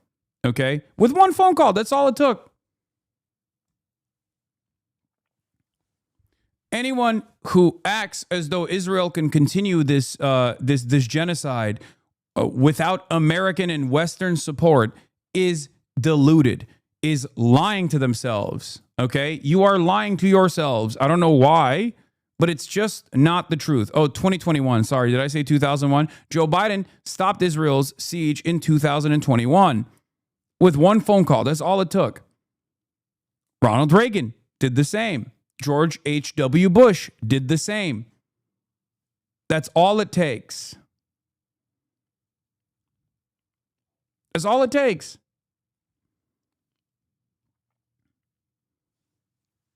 The idea that we are so powerless, we're so utterly powerless in the face of Israel is ridiculous. Israel is the ultimate American client state. Their entire military apparatus and government are relying on the United States. No other major country except maybe Egypt is that relying on the U.S. in the same way. Israel's a proxy, except we barely even bother to do oversight on that proxy anymore. People often mistake that for capture of the U.S. government. It's beyond that. Okay? It's not just that Israel is a client state or a proxy that we no longer barely do oversight over. We have never really done oversight over, and Israel has at times actually greatly overstepped its boundaries, like USS Liberty, for example. But the reason why we kind of allow that is because of the importance that Israel holds for American interests in the region, whether it's a Cold War ally that we desperately need to make sure that we fucking squash and stamp out any sort of like pan-Arabic nationalism that might actually manifest itself in the region that could turn into, dare I say, socialist policies and allegiance to the USSR. These were all incredibly important historical reasons as to why we have allowed Israel to overstep and do things that no other country, no other client state would be allowed to do. Now it's different. After years and years and years of propaganda and advocacy groups taking root in American society, Israel's gotten far too comfortable. Israel also now is directly in the driver's seat. Okay? Instead of the American State Department telling Israel, like, it's okay if you do a little bit of violence here, but, cut it out now.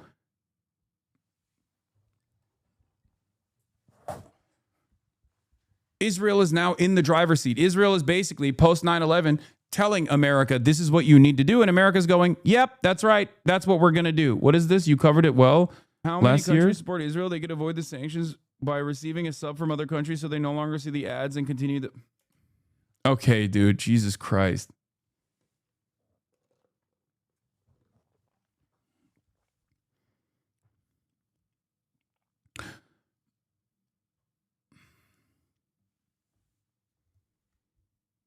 Please explain this thought process. Financially supporting groups that topple Assad in Syria, bomb Syria because it's helping Hezbollah, Iran, topple Assad after 10 plus year struggle and war, appoint a Western puppet president that will do our bidding, still, question mark, still bomb Syria? Yes.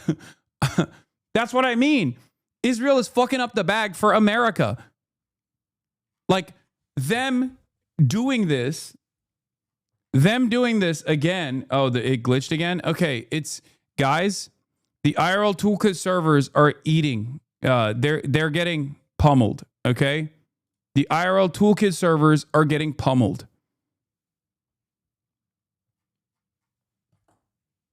This is the best possible option that we have at our disposal currently.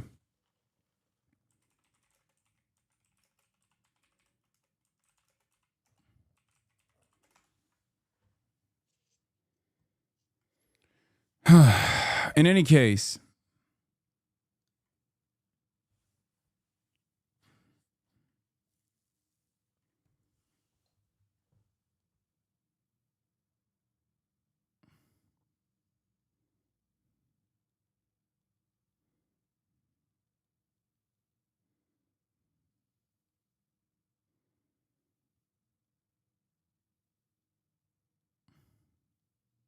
hold on. Interestingly, no audio loss at all.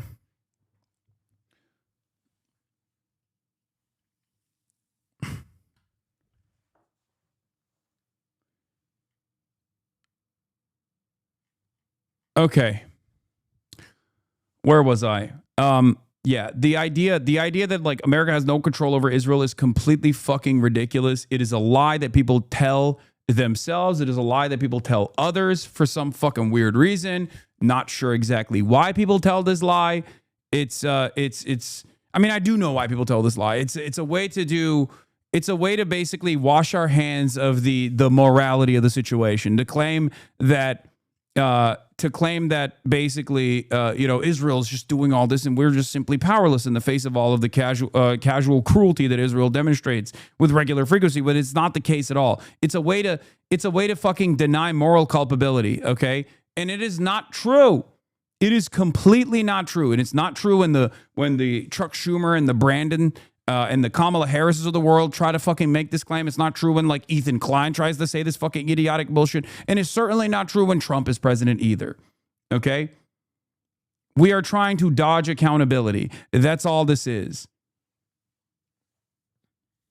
That's also another clear-cut indication that you're talking to someone who is like, running on patriotic fumes, which is why it's such a good, it's such a successful way to propagandize. That's why Nazis get a lot of play on this, or even Tucker Carlson gets a lot of play on this, where it's like, oh, our politicians are actually simply being manipulated into taking these decisions, or Israel would do this regardless. Like these are all different ways in which people try to lie to themselves in order to wash their hands of this. But that's precisely the reason why, like, anti-Semites get a decent foothold in this discourse, because they can always claim like, no, America would never do this.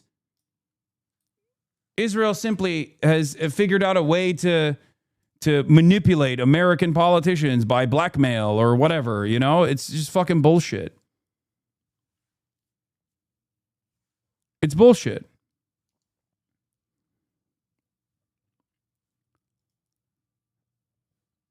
Here's Adam Johnson. As I noted 2 years ago when Dems voted for Saudi defensive weapons, there is no such thing as supporting illegitimate military campaigns with defensive weapons. It makes no sense. And we know this because no one who claims to do so supports giving Russia or Iran an Iron Dome.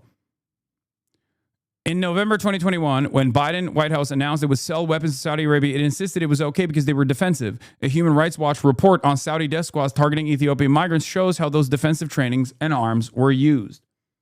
There is no such thing as defensive weapons for a country that is engaging in an offensive genocide, okay? Just like you would never make this advocacy for giving Iran an Iron Dome, there are civilians there. Just like you would never actually make this advocacy for Russia getting an Iron Dome, there are civilians there. Ukrainian drones are pummeling Moscow, you know what I mean? Like, how fucking ridiculous. Ironically enough, Israel stopped Ukraine from getting a fucking Iron Dome when Russia was pummeling Ukraine, and Ukraine is our proxy. So get the fuck out of here.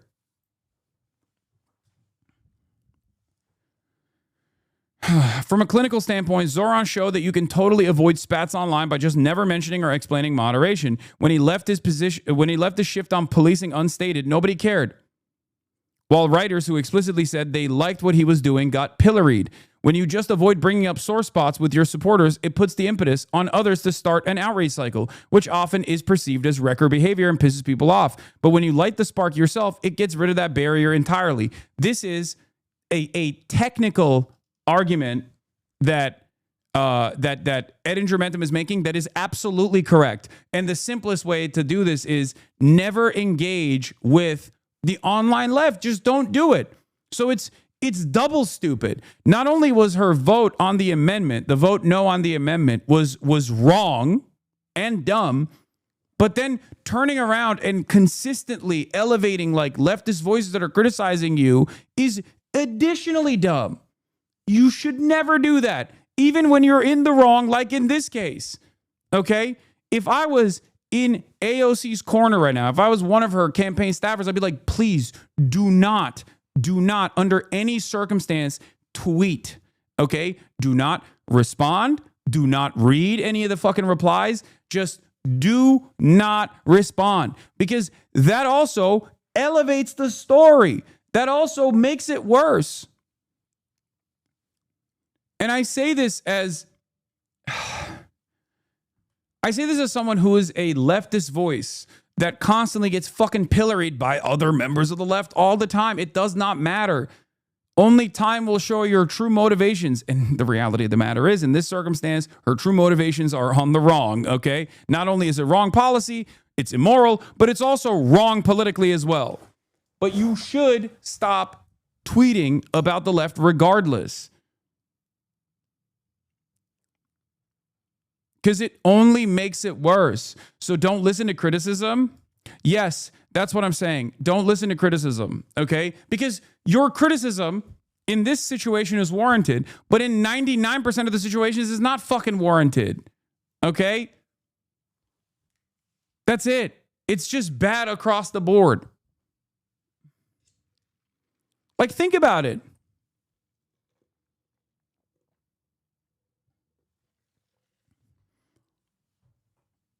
The optics of her centering herself during one of the worst mass starvation events over the weekend. How does she think this makes this shit better? Exactly. Exactly. It's the number one thing you should not do. It's the number one thing you should not do. You should never. Of course, not making dumb decisions like funding Israel is the first step here. There's no way out of criticism if your choices don't even make sense from an electoral perspective. But in other areas where there are obvious trade-offs, the critics can often be very inconsistent. Exactly. Like, AOC has called it a genocide before many other members of Congress, okay? Openly on the floor of the Congress. That's important. Okay, that should not be discounted. But this action right here goes directly against that, because this action right here is in the aftermath of other people also arriving at her position, her early position. Her earlier position that it was a genocide is the correct position. So then when you turn around and you're like, but defensive weapons are a necessity because we need to avoid further bloodshed, is ridiculous.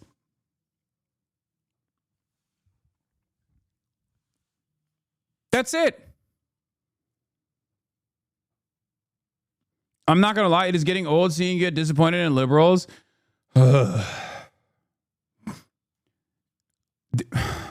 Chatters, I need you to understand something, okay? Politicians are not your saviors, okay? Politicians are politicians.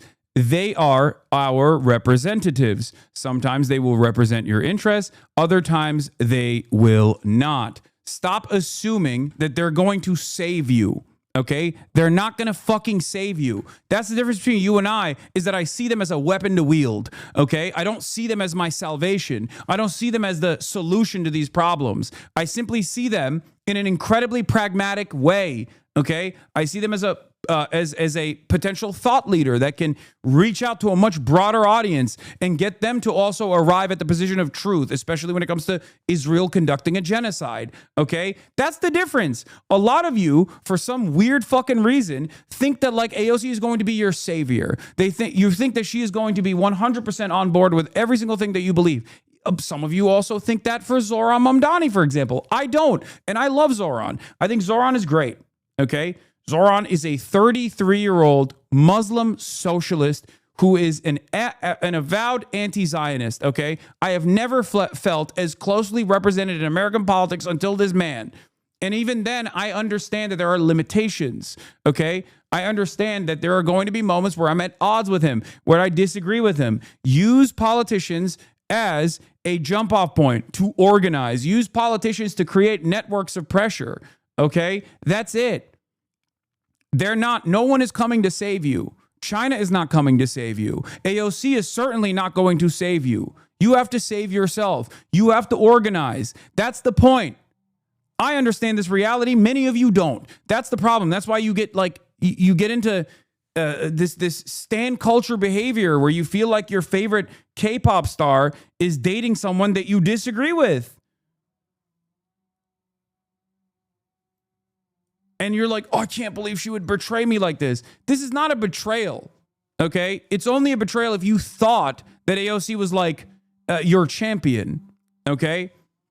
This is not a betrayal. This is a fucking stupid decision, both politically and on the policy side. It is an immoral decision. Okay? Do you understand?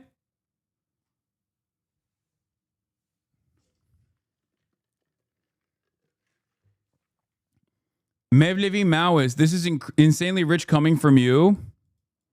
You couldn't even tag her on Twitter. Little bro, save us from this act. You're still doing this. Okay, I have the largest platform on the left, you dumb fuck. What the fuck are you talking about? Oh, you couldn't even tag her on Twitter. You think tagging AOC on Twitter is more impactful than what I'm doing right now? What are you, fucking stupid? This is your problem. You think everything is like Twitter likes and Twitter back and forths or some shit. There is an arena filled to the brim with fucking DSA members in this chat right now. What the fuck do you mean? She exhibited this behavior for a while. You haven't called it out? Yes, I have. You just are stupid, and your calculation is not the correct one, okay? There are red lines that you cannot cross. This is one of them. She has crossed it.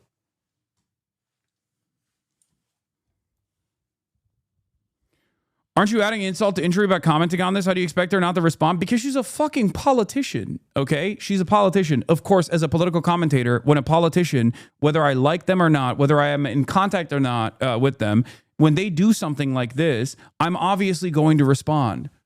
I'm obviously going to criticize them. They are, once again, they are not perfect saviors, okay? Anyway.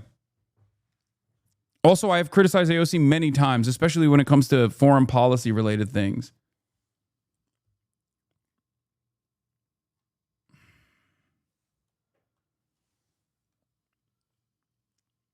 She crossed it in 2021. Don't be an easy mark. She voted for Iron Dome funding. See, this is what I mean. Okay? Do you think voting for the Iron Dome funding in 2021 is the same as voting for the Iron Dome funding? Morally speaking, it is the same. I totally understand. But when you're thinking about it from a political perspective as a politician, do you think it's the same environment that we're in?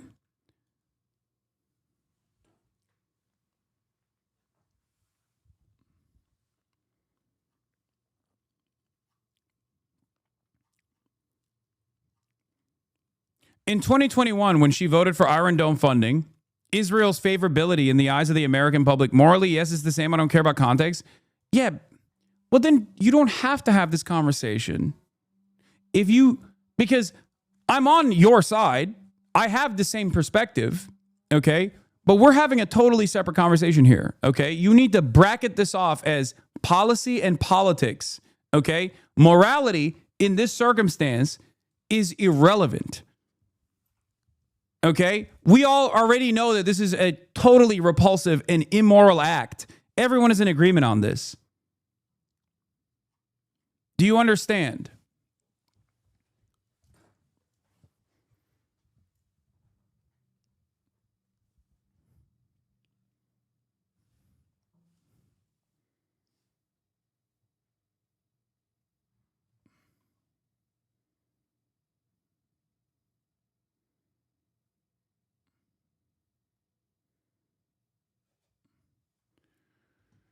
You have a direct line to AOC holder to the fire. Democrats just have to vote for the kill baby bombs. It's fucking monstrous of her to be like, this is a genocidal state, but I want to fund it. At least other members of Congress say it's not a genocide and AIPAC money. AOC doing it for the love of the game. Yes. Anyway, saying morally it is the same, yes, I don't care about context, means that you shouldn't even be a part of this conversation anyway. And I don't mean that to like silence you. I'm saying that like, you're right. Morally, you're correct.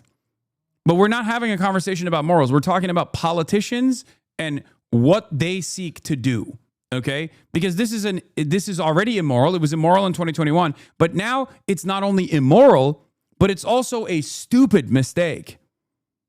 It is literally a additionally stupid thing to do, both on the policy front and also on the political front. Do you understand?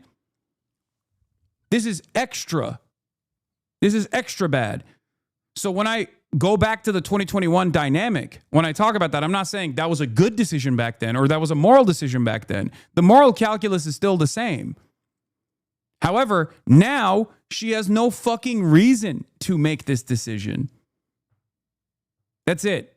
So you're arguing against something. You're arguing on an issue that we are not at odds on. Do you get it? It's like, it's basically like when people yell at me when during the election cycle, I talk about like, I will talk about, hold on, I'm going to talk to the Nelk Boys.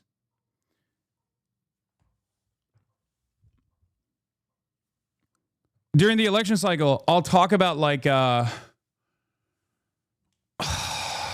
during the election cycle, I'll sometimes talk about fucking, what politicians are doing politically. I'll talk about policy. I'll talk about politics. I'll talk about electability. And people will be like, why do you care about electability? It's like, I'm a political commentator. It is my job to explain why something is either moral or immoral in terms of like the behavior that politicians are engaging in. It is also my job to explain to you if it's good policy or if it's good politics. Okay, these are the three dynamics that you have to take into consideration. That's it. It's my job. I'm supposed to analyze these things, and that's precisely what I'm doing. And some of you have already given up on elections in general, okay? And that's fine. I totally understand why you would be in this like deep, dark, nihilistic cesspit from all of the fucking consistent advocacy that you've engaged in and the lack of response from your politicians that you voted for that has caused you to feel this way, okay? But if you're already saying like it's a bourgeois election, it's a bourgeois democracy, it's not real, it only represents the interests of capital, it only represents empire, then this is not a conversation that you have to, this is not a conversation that you have to be a part of where you're like, well, I told you so. Like, it's like, yeah, I know that. You're telling someone who understands where you're coming from. Okay?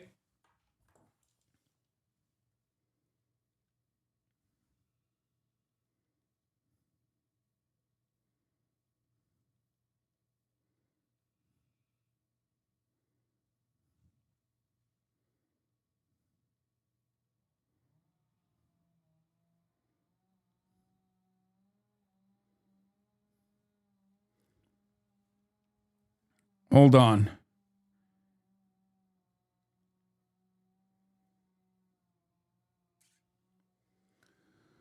One second. Fuck.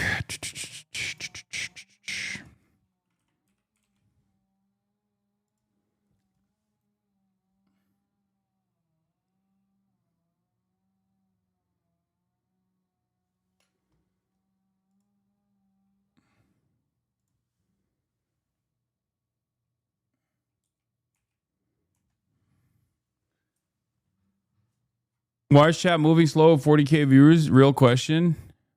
Because I'm botted. No, I'm kidding.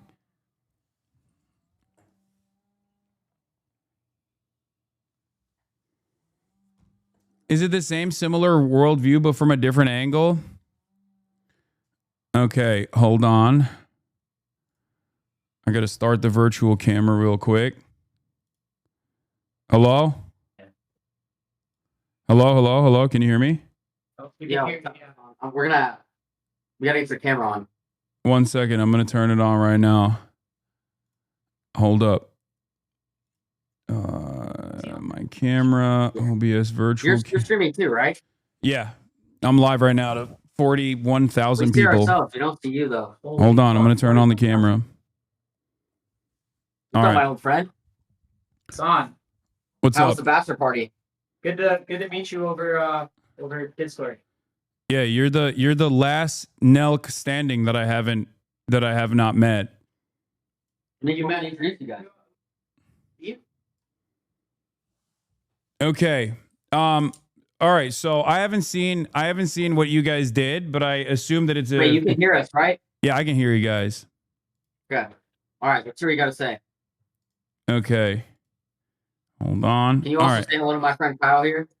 What's up, Kyle? What up, bro? Where are you at right now? Where am I at right now? Yeah. I'm in LA. I'm in my house. Sonny said you were doing a little bachelor party today. Yeah, no, I just got back from Vegas yesterday. I was in Vegas. Oh, nice. Nice.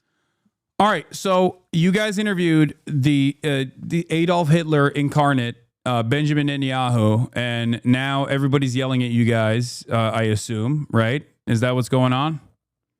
Yes, we're getting definitely some yells. Yeah. Okay, so first and foremost, who the fuck set that up? Was it Miriam Adelson? Well, we actually toured the White House right before, and he was in DC. So it's kind of like a someone hand-in-hand must thing. have. Benjamin Netanyahu wasn't like, I love the Nelk Boys. I'm a big consumer of Happy Dad, and then was like, let's do this. Well, we've had Trump on a few times. Some of the communications team at the White House hit us up, connected us with their communications team, and presented us the opportunity to do it. Okay. All right. Yeah. And you guys were like, let's do it. Sounds great. I mean, yeah, I can say it again. I've said it a few times, but I can't speak to podcasting as a whole. And, other podcasters, they'll have people on with just people they've had good relationships with, or their friends, or people they agree with. But with the Full Sun podcast, hate it or love it, right or wrong, if we ever get the opportunity to have a controversial guest on, we're never going to turn it down. Because in my opinion, what we want to do with the Full Sun podcast on is we're not afraid to have controversial people on. We're going to ask them questions. Sure, we're probably not the best at asking questions. We're not the best journalists, never claimed to be. So we might not be the best at pressing them. But in my opinion, it's up to the viewer to form their own educated opinion. Like, we have someone controversial on, we ask them questions.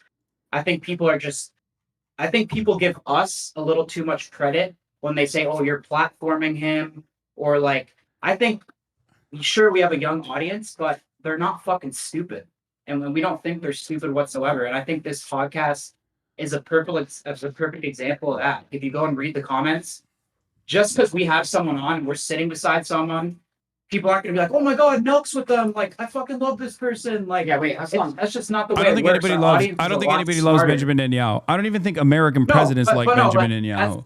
Yeah, I know. That's what I'm saying, though. But and I don't think you can listen. I don't think you can platform the fucking prime minister of Israel. That's not my argument. I don't really give a shit about that. My question is, like, do you feel like there is a culpability that you have? Because, like, look, Donald Trump is a contentious figure, and obviously he's responsible for a metric ton of pain and violence as well, but so is every other American president. That's one thing. But Benjamin Netanyahu is, like, unique in the sense that he's also a foreign leader. So I guess the question is, like, what because he's getting something out of this, right? He's getting something out of this where he gets to, I guess, like, try and humanize himself. That's the thing, Hasan, is we'll have anyone on. Like, next episode, we're going to have someone on with the complete opposite ideology that we've already been planning before this podcast came out. Who are you guys having on? I mean, I'd love to hear your suggestions. We have from different friends. You could DM us after if you don't want to say them live, but we're talking to a few different people, and we want to choose the right person to kind of represent the opposite side. Okay, but Benjamin Netanyahu isn't just like a podcaster. You know what I mean? Like, he's literally the fucking prime minister that is a war criminal by the International Criminal Court. He's, like, literally branded as a war criminal. And it's unique because, like, the International Criminal Court is a European institution, and they've never actually criticized an American or anyone who's an American ally in the past. So it's like he's killed so many children that even the International Criminal Court was like, damn, this guy fucking sucks. Yeah. He's literally like interviewing Adolf Hitler. Too, I think if you watch it though too, I think yes. I mean, I think me and Steiny could have pressed him a little bit harder, but we did ask him, what is your response to when people say you're starving children in Gaza? Do you think October 7th could have been prevented?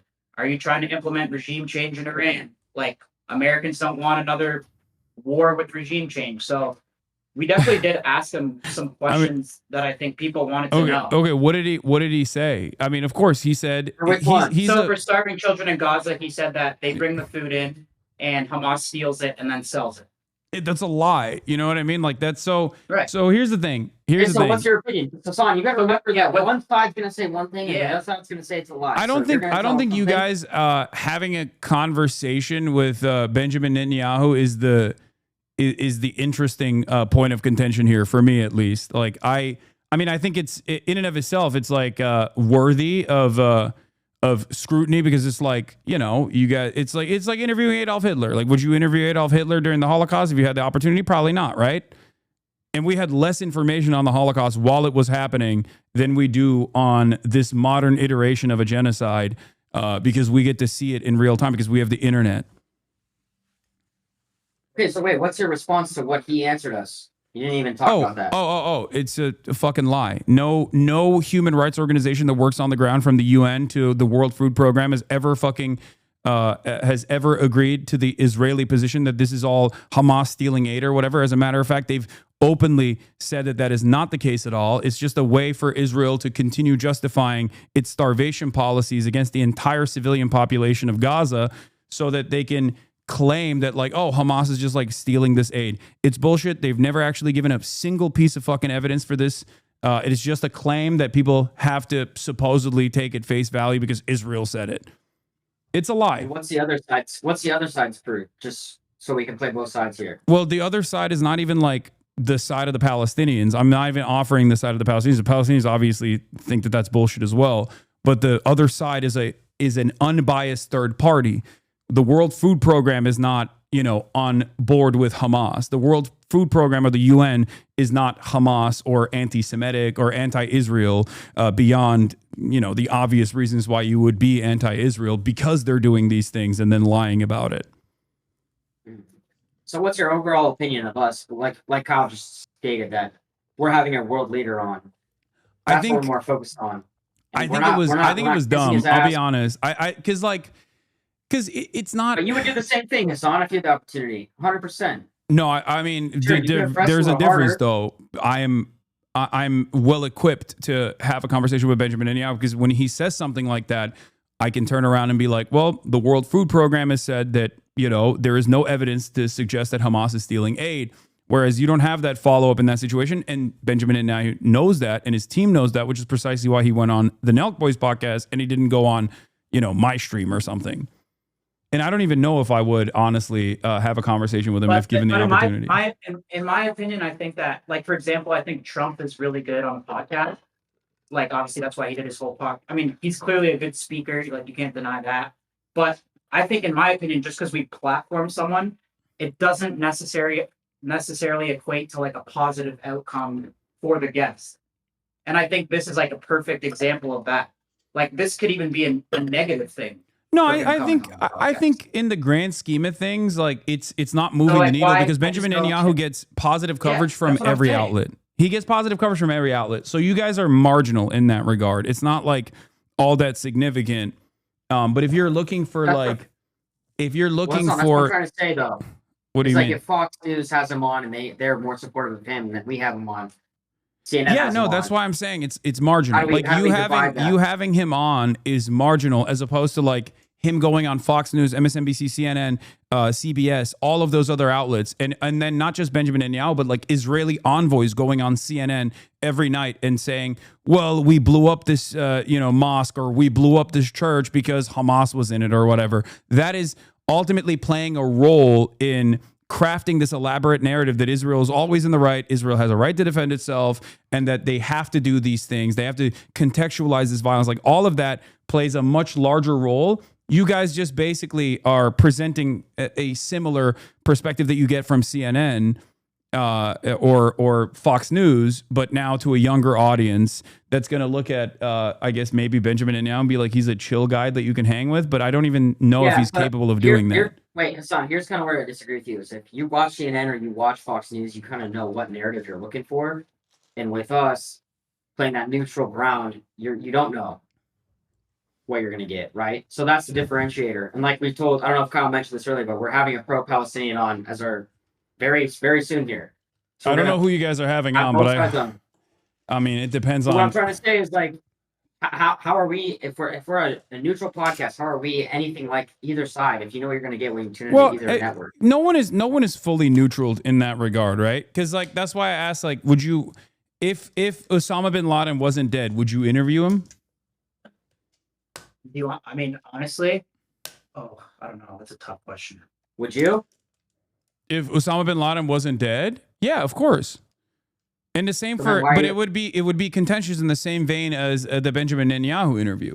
Like there are people that I interview that the American audiences would consider. If you got bin Laden, you'd never be able to grill him because you would have had to go to Afghanistan. You would have mission to a cave, and they would. No, I mean we're setting up a hypothetical scenario where bin Laden is able to like connect via Discord. You know what I mean? Like obviously, I'm not gonna fucking interview bin Laden with a gun trained on my head. That would not be a situation.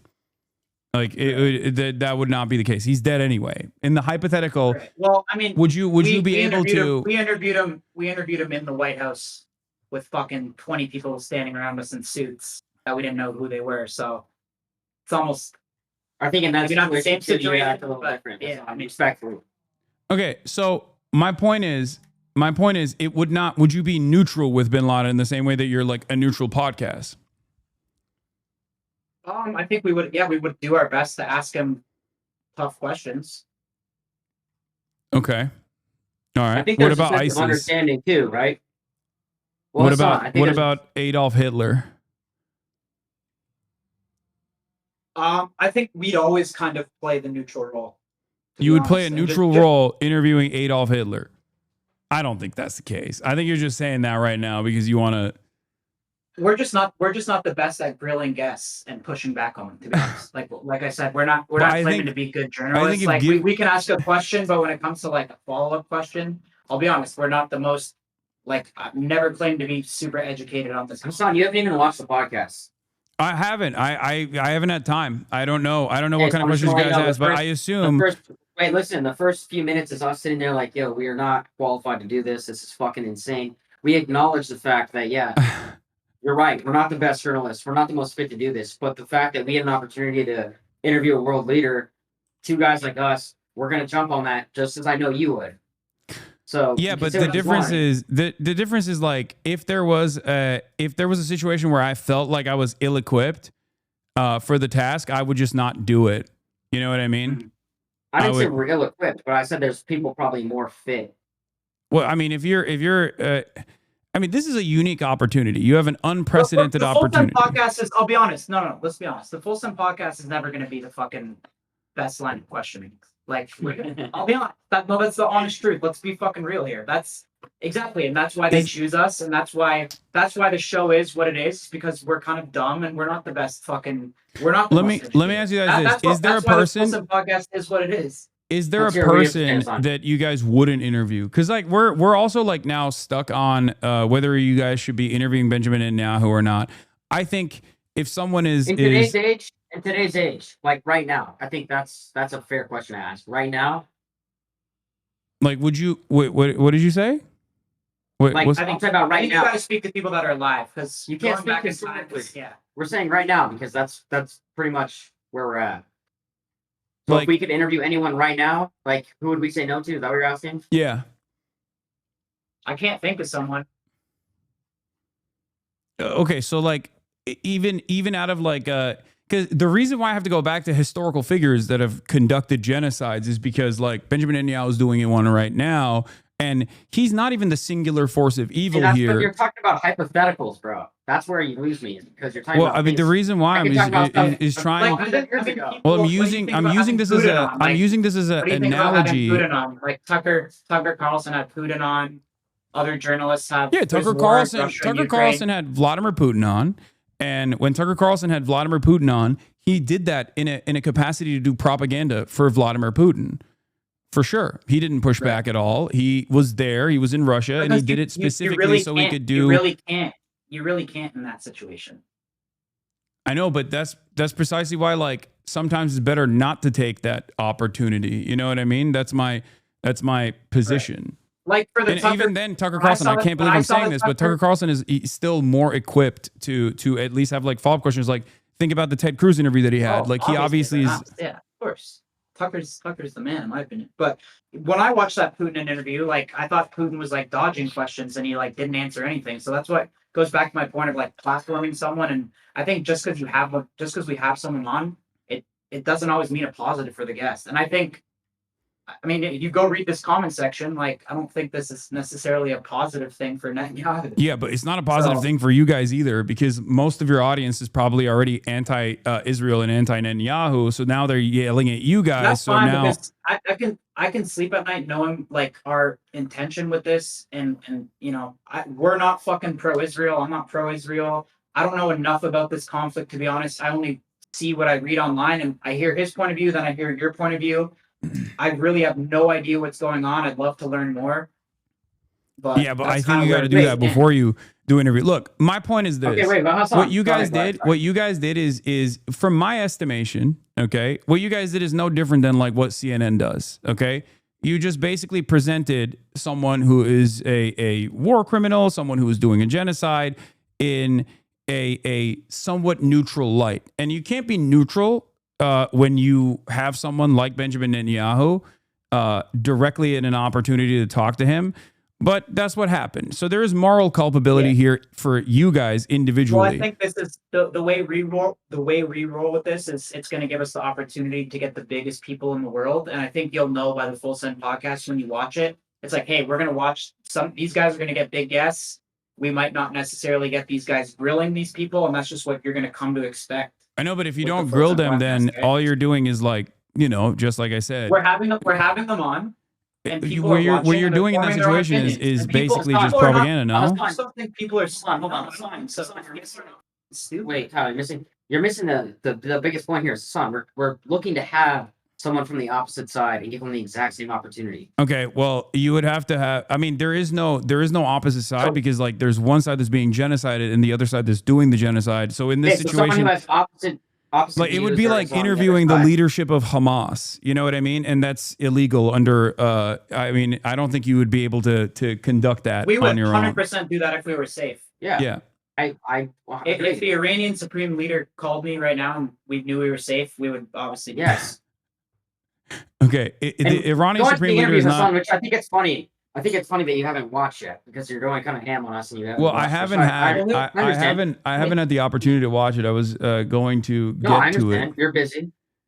But what I was going to say is that we did talk about Hamas. We did talk about a lot of these things. I know, but just simply talking about it without having the proper knowledge and the proper equipment to be able to push back when he's lying only turns it into an opportunity for him to, like, why do you think Benjamin Netanyahu did this? He did this because... No, we agree with you. No, we agree with you. We're not. We know that. Bro, that's the reason he used you guys, is what I'm saying. He used you guys and your lack of knowledge on this issue. I don't know if that was necessarily successful, though. Yeah, that with Kyle, I agree. I mean, I think everyone's seeing what Trump did, and Hasan, after the whole, election, the whole story was how podcasts won the election, blah, blah, blah. That was every story. Like, I even did a bunch of interviews on it, too. And I think, obviously, the Israeli team sees that, and they're like, oh, we need to do podcasts. But in my opinion, not everyone is a Trump and that good of a speaker that can go on and kind of adapt to any environment. And I think that Netanyahu came on, and I think you see the response. And I think that podcasting doesn't work for anyone. We saw what happened with Kamala, too. Like, she was a fucking disaster on pods. So I think just because we platform someone, it doesn't necessarily mean that we're trying to help them. Or I think viewers are a lot smarter than they think they are. Okay, Benjamin Netanyahu is a multiple decade politician and has been the leader of Israel in perpetuity. he is a lot better at propaganda than you think he is. Okay. First of all, let's just get that out of the way. The idea that you think that he is not capable of like weaving through a couple softballs that you thought were hard-hitting questions that he has probably addressed a million times over is silly. Let me make no mistake. Oh no, yeah, I agree with you on that. So my question to you is, why do you think he wanted to come on the Nelk Boys podcast? He saw the podcast. Of course he wanted to. We're not stupid, bro. Of course he wanted to come on to try to win over the young audience. We're not disagreeing on that. Okay. I'm saying I don't necessarily know if that's successful. And I think just because you come on the Full Sun podcast and sit beside Nelk Boys and take some softball questions, if you say that, it doesn't necessarily equate to a positive outcome for the guest. I don't think platforming people like the question is this, right? The question is the same. Like Adolf Hitler comes on the podcast. I mean, you can just go read the comments. Like Adolf Hitler comes on the podcast. You guys are having a conversation with him, and he starts, and you're like, why are you sending Jews to the concentration camps? I think we should speak. I think we should speak by something. No. The reason why we're using this analog is because I think that there's that's a fair comparison. The reason why, well, I don't think it's an unfair comparison at all. I think it's a perfectly apt comparison. It's not realistic. But we can talk about, okay, because that's an analogy. So I'm using that. I'm using that as an analogy because Adolf Hitler is a figure that you and I both agree is a truly evil, monstrous figure. Why don't you just name one person alive for the analogy? But I'm using this as an analogy because you already have established that Adolf Hitler is like doing something akin to what Benjamin Netanyahu is doing. That's why I'm using this as an analogy. There's no modern contemporary that I can use at this moment that you would have the same, that would have a similar impact for you. That's why I'm using it as an analog. But you're talking about completely hypotheticals. Yeah, of course, that's what an analogy is. I'm comparing. As long as the crimes are comparable, which is genocide on both ends, as long as the crimes are comparable, then you know, and you understand that the crimes are comparable. If you think that there's something wrong with the analogy, you can tackle why I'm using it as an analogy, not just saying, oh, you can't use an analogy. I wasn't allowed. I can't speak to it. I wasn't allowed. But if you can make the analogy. But you know the Holocaust happened, right? Like obviously. Yes. Yeah, I mean, I would say so. Okay, so since you understand that the Holocaust happened,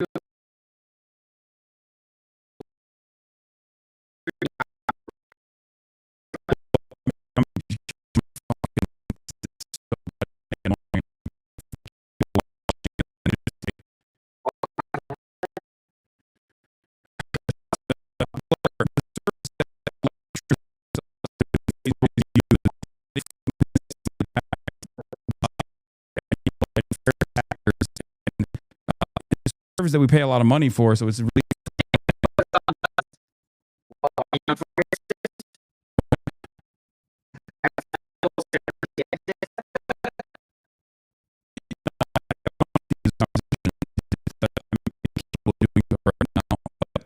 hold on.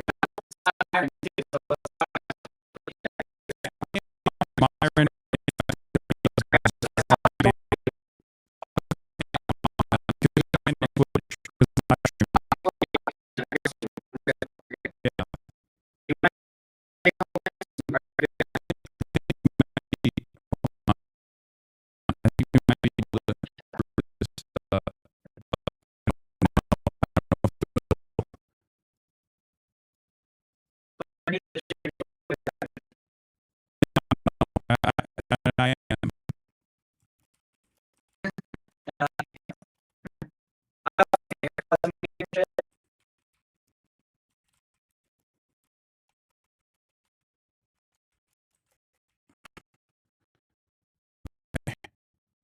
Yeah.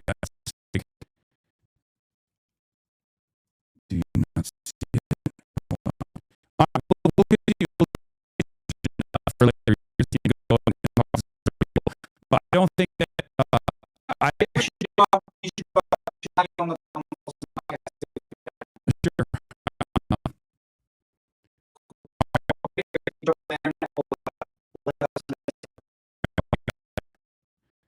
Okay, what the fuck is going on, dude? Oh my god.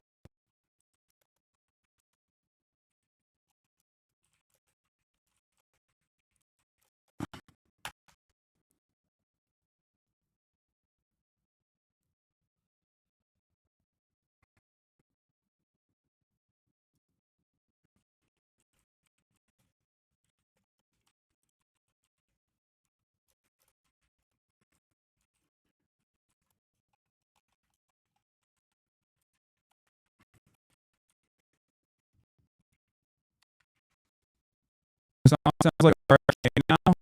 It's still continuing. Yeah, this is I don't know.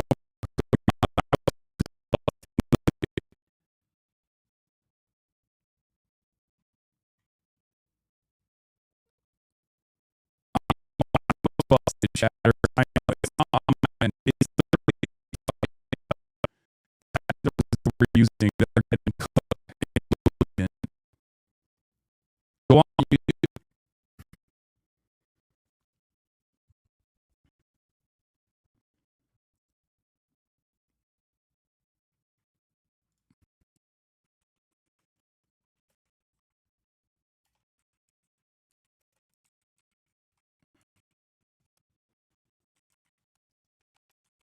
I don't know what is fucking going on.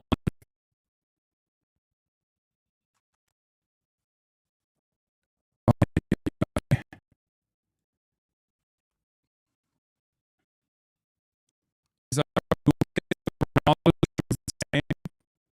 what the dude? I might just shut it on and off.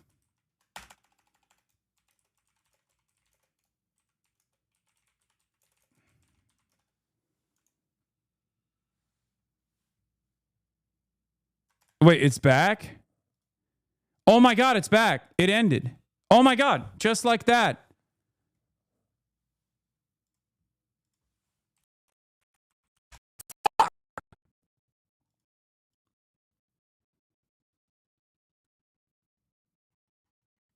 Nope.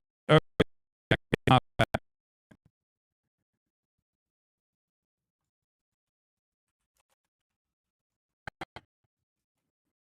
Wait, if it's